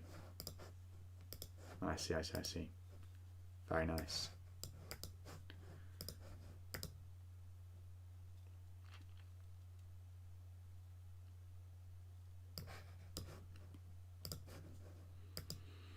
Oh yeah, of course, Donna getting her, oh no, hold on, no. I was just Donna getting her phone, like, jazzed up, but it's not, is it? It's when he gets the call from Martha. It's Martha's phone.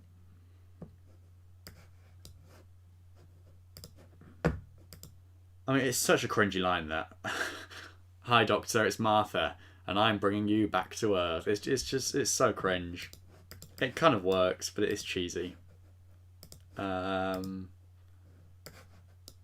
Like, you have to put your hat on and think this is a heavily sort of stylized way of speaking. This is not how normal people speak.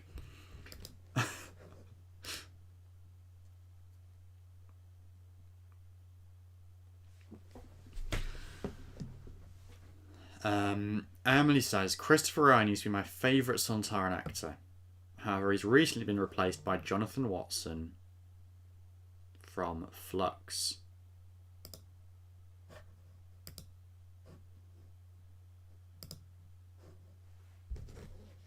Hold on, I just heard something that's... Slow Twitter. Apparently, on Call the Midwife tonight, Doctor Who has been mentioned. Let's see if that has reached my Twitter feed. There's Matt Lucas as a baby. Love that.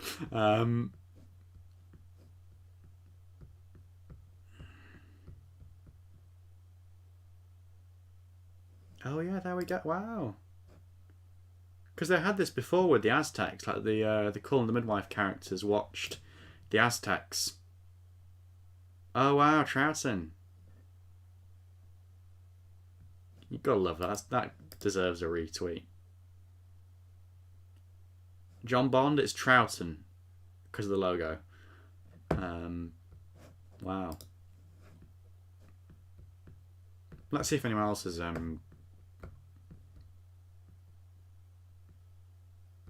Yikes, that's some of the figure argument from earlier. Let's see if anyone else has mentioned this.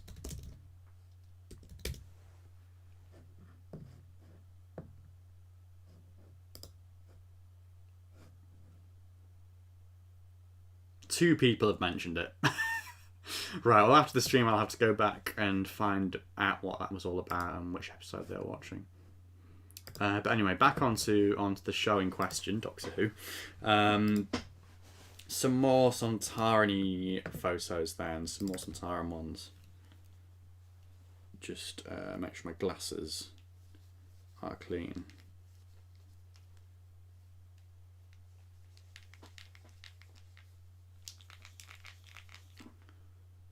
There we go. So yeah, I mean these Sontaran images are great, like with the purple background. Like obviously, I love the new Sontarans, the new Sontaran ships, and the production design and everything. And yeah, by comparison, so some of the stuff, like particularly Sontaran, I always think the Sontaran spaceship looks a bit cheap from this story. Like it's just like a it's like just a room with purple lighting and some bits hanging from this one, yeah, like some lights hanging from the sky. A couple of bits of set dressing, but it's all sort of very sparse, really. Yeah. Well, then again, it's not bad. It's not bad, but I always think it looks slightly cheap, looking back. But hey.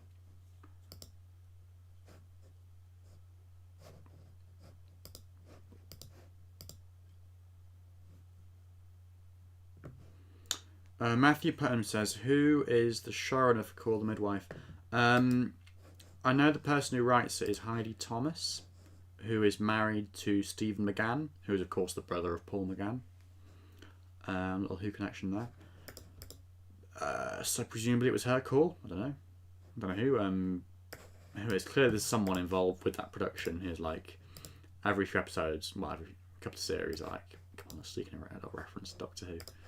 And of course, Doctor Who returned the favour back in the Stranger Conundrum by name dropping Call the Midwife, which makes it this massive sort of loop of paradoxical stuff. I mean, these photos as well are iconic. I always thought Donna's outfit in this one was a bit odd, like her check trousers and little like blazery thing, jacket, bit bizarre. Not one of her best looks, in my opinion. I do like Tennant though with the blue suit and the brown jacket and the red tie. Lovely little variant there. And Martha's outfit as well is pretty cool. Yes, Hooven's special extra. Stephen McGann does play the Doctor in Call Me Wife. That's right. Yeah. Yeah. The part was written for him, I believe, and yeah, for obvious reasons. So episode stills then for Poison Sky. Yeah, there's not enough from this episode. They need to release more. Like, I'm looking at the sticker book, and there's so much cool stuff from Poison Sky.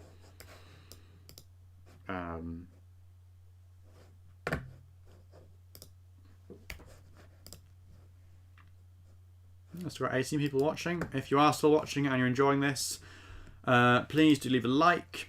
Please consider all the lovely stuff, super chats, Patreon, all that lovely stuff. If that's something you're able to do, and make yourself known in the chat. Let us know you're here. Let us know. Give us your thoughts on the Sontaran two-parter, or anything else we've been discussing.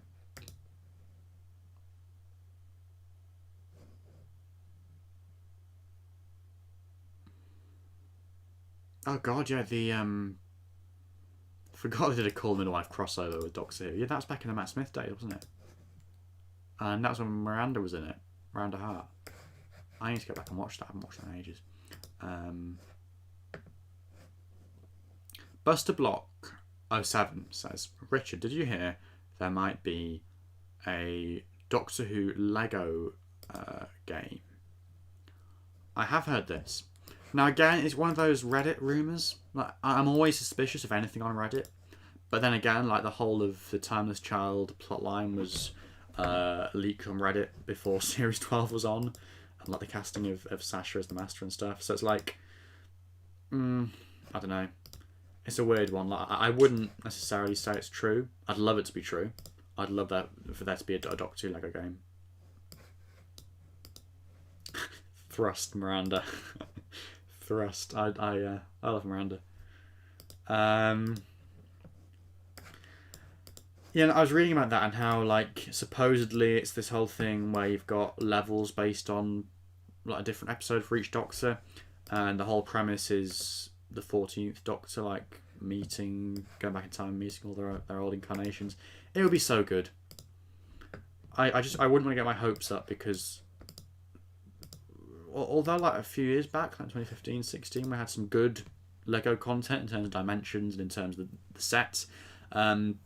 Since then, and also before then as well, like it's always been a bit iffy with Lego. Like for some reason, they haven't always.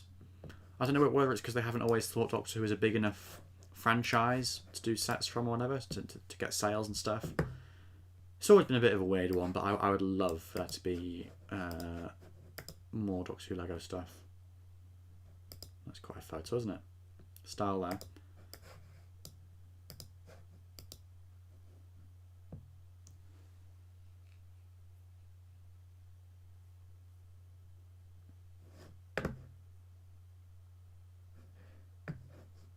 Two Moonlight Head says this is a pretty underrated two-parter, but has nothing on the other two in Series 4.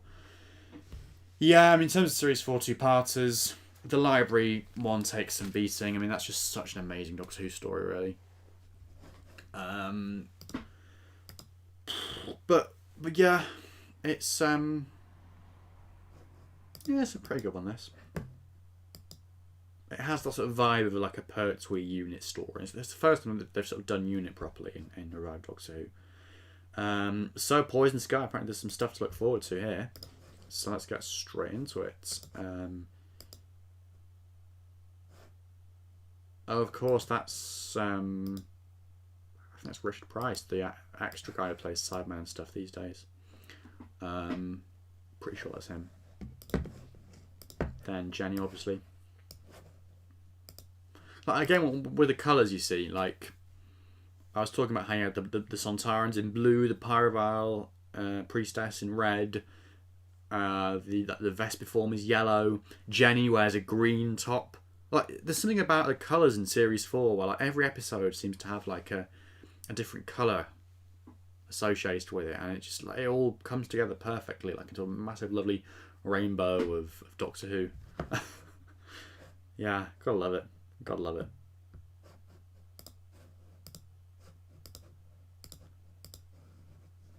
So, the Doctor and daughter, or indeed man and wife, depending on how you view that.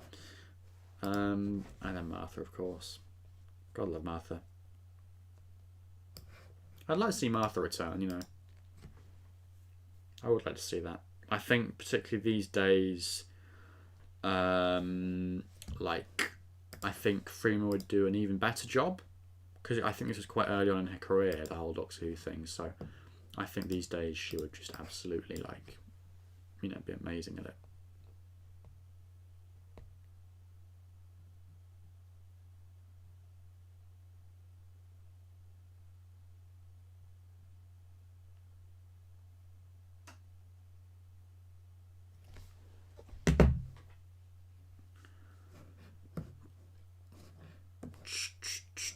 So, on to the episode still. Apparently there's lots of nice rare stuff in it, so let's dive into them. I see, lovely. So, 10 points for anyone who can tell me which other Doctor Who stories have been shot in this tunnel. 10 points for anyone in the chat who can do that. Got this guy here.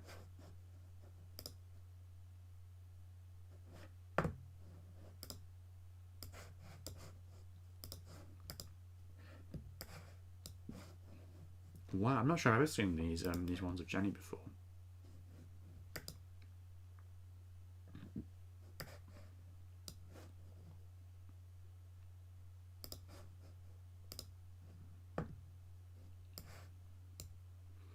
Flatline, yes, that's one of them.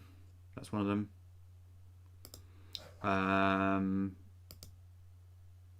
Crikey, loads of responses of Flatline. There are one or two others though as well. Some Torchwood, and then one Whittaker era episode, which is also shot there.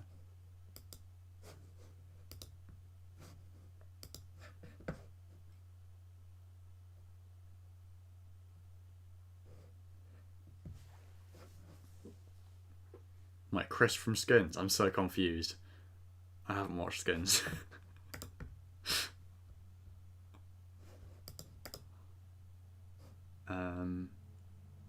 Hold on. Flux was shot there too. Was Flux shot there? Was it? Orphan 55. That was what I was thinking of. Yeah, Orphan 55 was shot there as well. Was Flux shot there? I can't remember. I don't think it was, but I could be wrong.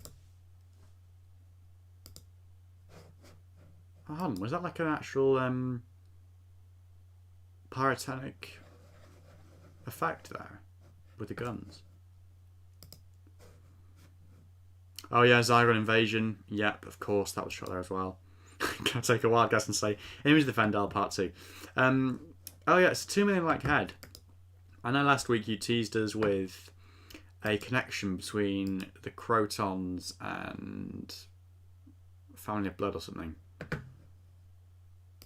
Can you enlighten us as to what that connection was? Oh, wow, yes, these were actually like real life guns. Crikey. That must have been quite dangerous, actually. It's been quite dangerous.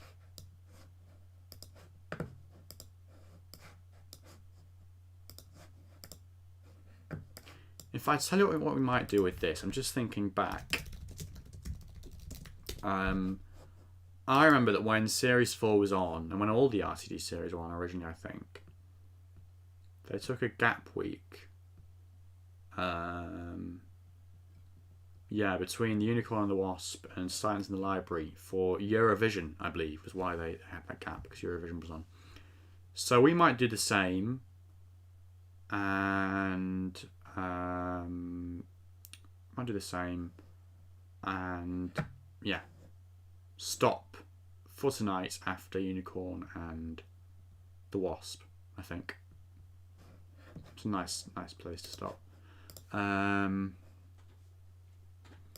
Where Vinda was absorbed by Passenger. No, I don't think that was. No, that wasn't the tunnel. I'm afraid. That was. That was this place here, which they also shot other Doctor episodes at. Like they shot Beast Below there, and various bits and pieces.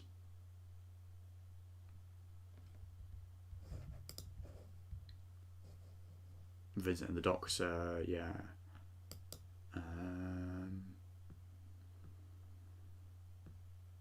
Yeah, that was definitely there. That's where they shot the whole thing with Swarm and Azure and their big plan with the time stuff. With the people they'd captured.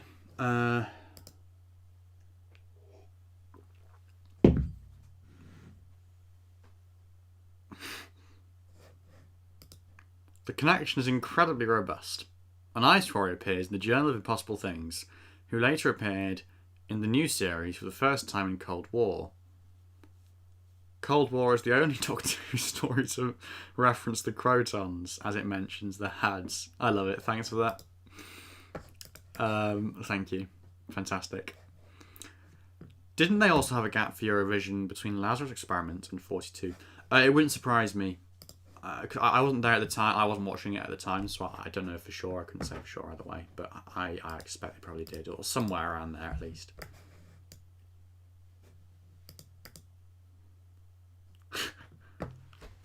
Dr. Master says, before you end the stream, would you like to have a look at my new masterpiece called A Valentine's to Remember, starring Shrek in the Absorb Loft? Yeah, why not? Why not? I know that you've sent it to me. I saw the thing for it. I'll find it. Don't you worry. Don't you worry. As long as it's PG. We don't do dodgy stuff on this channel. Some great shots of what do we call that? The heads. Are you talking about the heads on the Hath? They are weird. Sort of like that. Go forward quite a bit.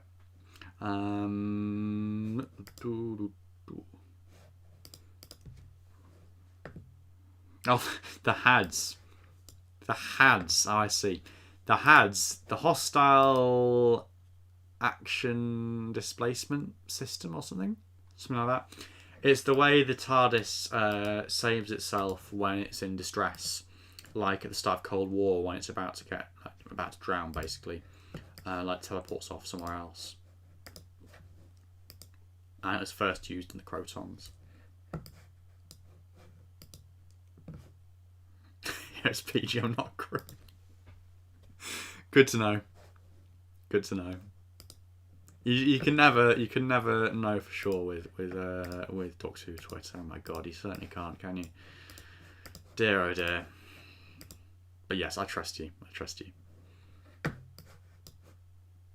Fun fact with this, I always remember when the trailer for Waters of Mars came out, the very first trailer, I remember seeing the botanical gardens setting they used for that, like for the indoor biodome thing, and thinking, oh, they've gone back to Messaline, they've gone back to the planet from Doctor's daughter. Obviously they hadn't done that, and it wasn't even the same location. It just looked like vaguely similar.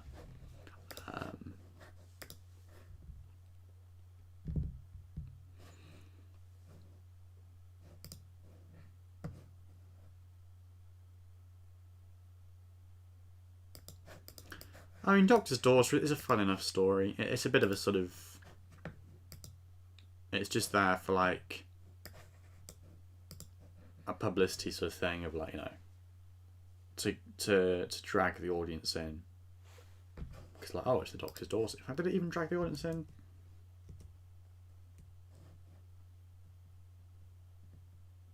A little bit, yeah. For Unicorn and the Wasp, had a surprisingly high figure, 8.41 viewers compared to stuff in the 6s and 7s either side. And a big upturn to the end of the series there, yeah. God, what a time to be alive. That was an amazing time. And a series 4. Just amazing. Right, so we've done Doctor's Daughter now. We're going to get up to Unicorn and the Wasp, then have the Eurovision break and resume. Probably not next week, maybe the week after. I will make sure I schedule the stream in good time to let people know, but it might not be. Yeah, it's not going to be this time next week, so it'll be some other time. Anyway, so the Unicorn and the Wasp. Oh yeah, I saw on here you got some lovely photos of like white background photos of various characters, like Fenella Woolgar there as Agatha Christie. I mean, again, the colours. I keep banging on about the colours in this season, but like, you know, her blue sort of like dress here, so iconic, so iconic. Great costume choice. In fact, great costumes for all these characters, to be honest. You know. There, Felicity Jones. Obviously, I haven't seen the stuff she's been in, but I know she's been in stuff since this. some big stuff. Yeah, she was great. She was a really great, very great job with this, Fenella Woolgar. Really super job. It's Agatha Christie. She was super. Look at that cast of characters there, like a game of Cluedo. You've got to love it. So, on to the episode stills. Of course, because this was the first episode they shot, wasn't it? So, yeah, this is the first scene they shot for the whole series, I think. So obviously, yeah, they did the photo call here with the TARDIS and with Catherine and David. Lady Edison, yeah, absolutely. Yeah, you're right. Even a special extra, she's one of the nuns in Call Midwife as well. Yeah, which is always funny because I saw her for the first time in this. You know, it's always funny with that, like seeing people who you saw for the first time in Doctor Who, in other shows. Yeah, these are fantastic photos. Gotta love them. I mean, these are basically all from like the lawn scene, aren't they? Essentially.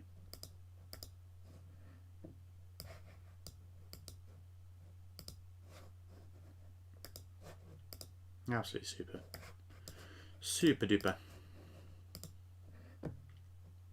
Ah, now isn't that David Tennant's dad? I'm pretty sure he cameoed as a butler in this story. That might be him, maybe? I know he got like a Battles in Time card.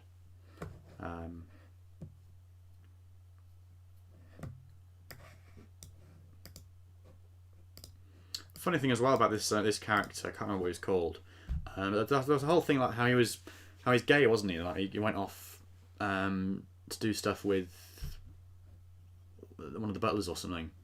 That completely went over my head as a kid watching this. Completely went over my head. Like, even though it's fairly heavily implied in that little flashback sequence, I just didn't register. Lady Edison.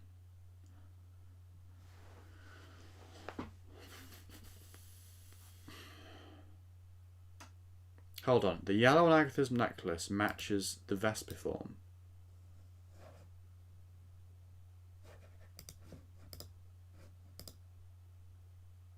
Oh, wow, I see. Yeah, wow. Crikey.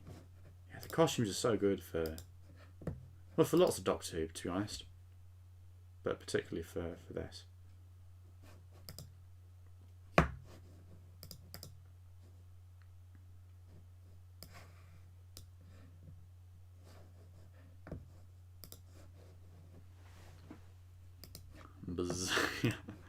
Fun fact, says Emily, Felicity Jones was in Star Wars Rogue One, which also starred Richard Franklin, who played Mike Yates, of course. Yeah, wow. I did not know that. I know a lot of people have been Star Wars, but yeah, no, he had. I mean, that's quite a feat, because he's quite old these days, isn't he? Bless her, Miss Chandralanka, or whatever she's called. Off on a little run, about to get stoned. And these are all screen grabs, aren't they, of the Vesb form.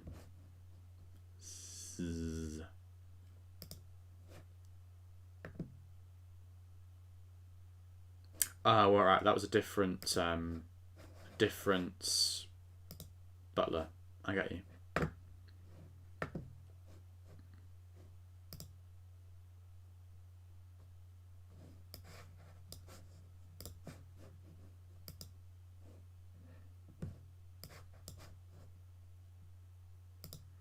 Oh my gosh, this image as well.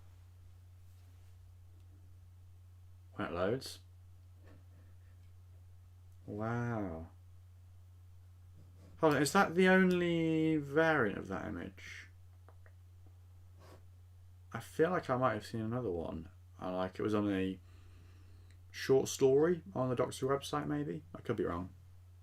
Because yeah, didn't they release a short story, which was the episode, the adventure that he was talking about here? I think they made a short story about it. I could be wrong. Some more variants from there.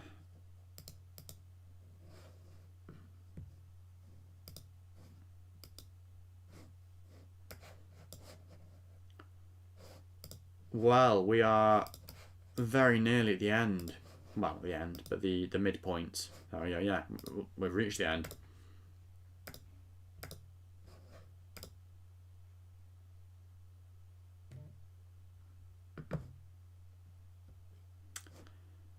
So, I'm just wondering whether we do Infinite Quest. Taking a peek at this. There's some stuff here. Infinite Quest stuff. Yeah, a few bits there. And our Time Crash as well. I might just very quickly do Time Crash.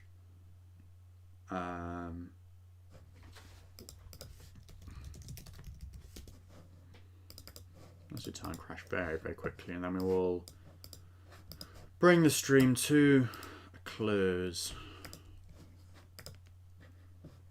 If you are still watching and you haven't yet liked the video, please do that. Please, please, please. And last call for super chats, nothing like that. Always encourage a good super chat.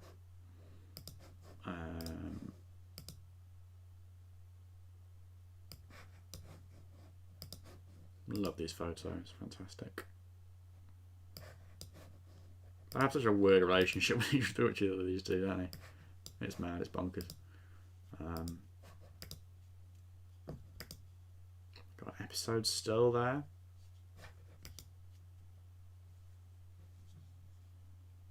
There are others just unreleased, yeah.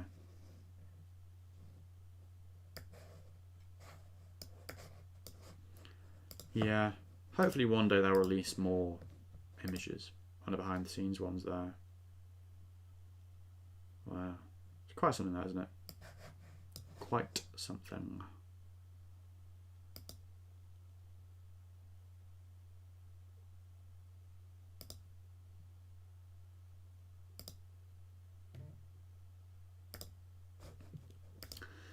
So, that is it for promo pics for the moment. Let's just well, will I regret this? Maybe. We're just going to take a brief look at this fanfic thing.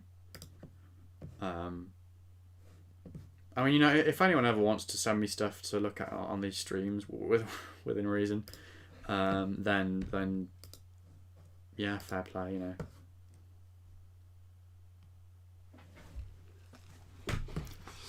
Oh, I've been sitting down for too long. Right. Let's just load this up.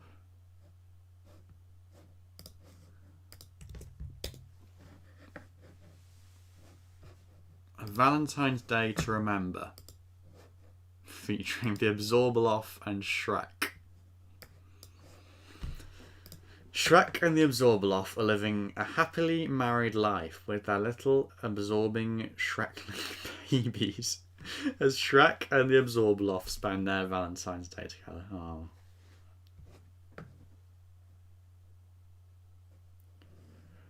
Go on, parts. Less than 5 minutes to read. 1 minute to read. Right, are we ready? Are we ready for this? If you're ready, leave a like. And put in the chat, ho-ho, whatever it is, that thing that John Bishop said. Oh my gosh. Right, we're going to dive in. Hold on, there we go.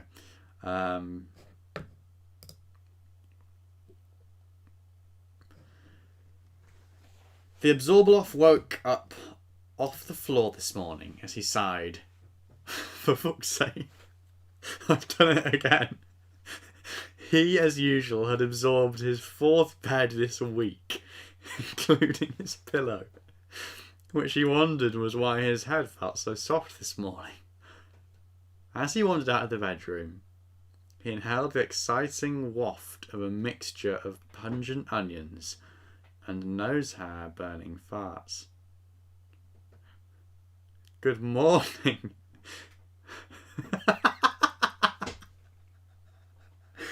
Good morning, his Scottish onion breath lover proclaimed to him.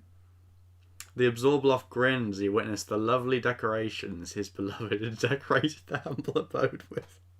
Earwax heart candles and muddy banners, which made his heart absorb into itself. Something that didn't occur often and would have to check out with his doctor at a later date. Preferably one that tastes like chicken, he mentally noted to himself. Well, round of applause. That was quite something. Let's hear it in the chat for chapter 1 of, what's it called? Valentine's Day to Remember. Oh my god. Maybe I just need to do a stream where I read out people's fanfics and stuff. Maybe I'll do that in the future. That would be quite something.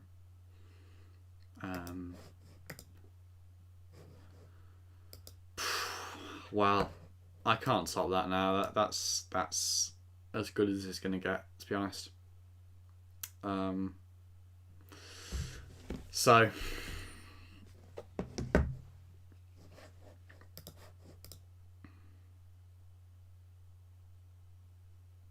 well, I don't know what else I can say.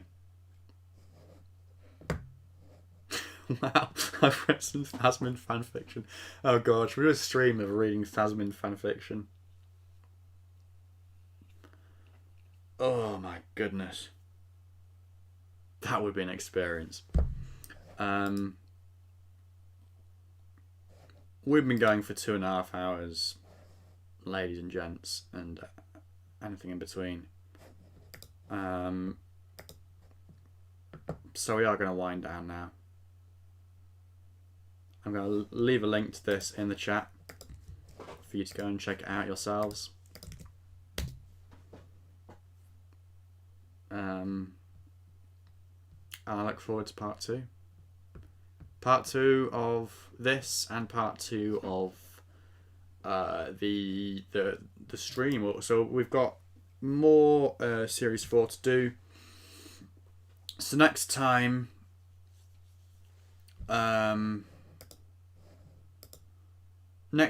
we will cover the rest of series 4.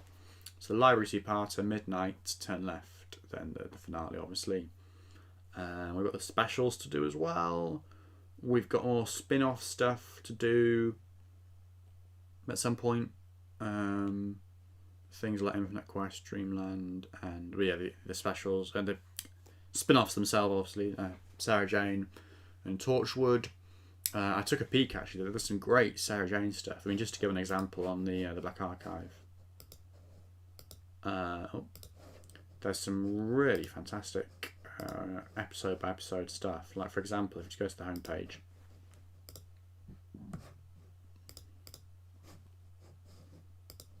Sarah Jane Adventures Series 1. Whatever happens to Sarah Jane, for instance, you know. You got your general images.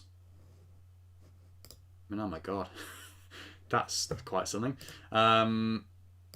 You've got your episode stills from each part. I mean, there are some gems here that I've never ever seen before, so it deserves a full stream to go into it, basically. I mean, as well, just very, very briefly, there are some other gems on here from Series 1 and 2, which we didn't look at the time. I mean, in particular, things like... Hang on, where are they? Things like these white background ones. These are real gems. Oh no, what did I miss? You missed me reading out a fanfic about Shrek and the Absorbloff.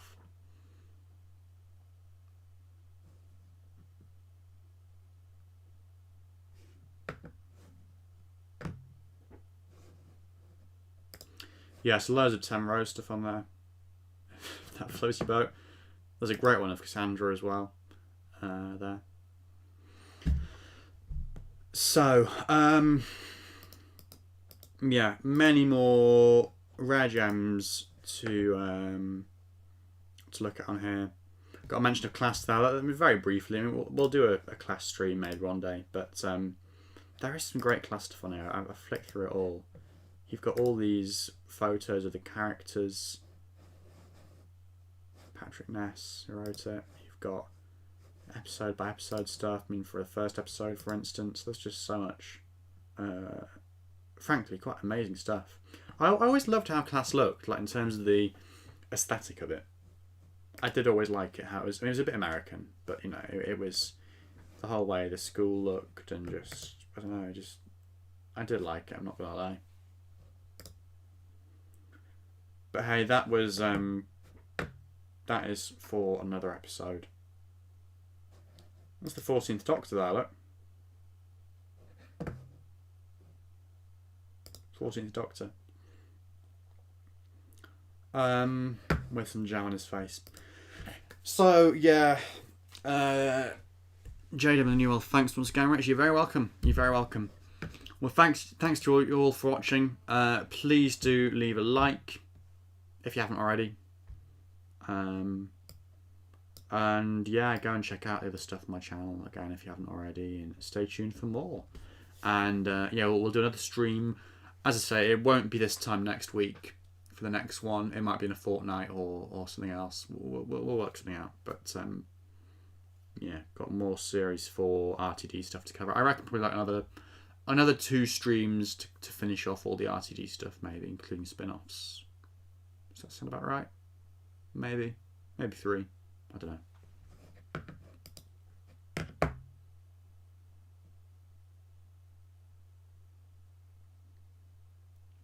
Well, yeah, great.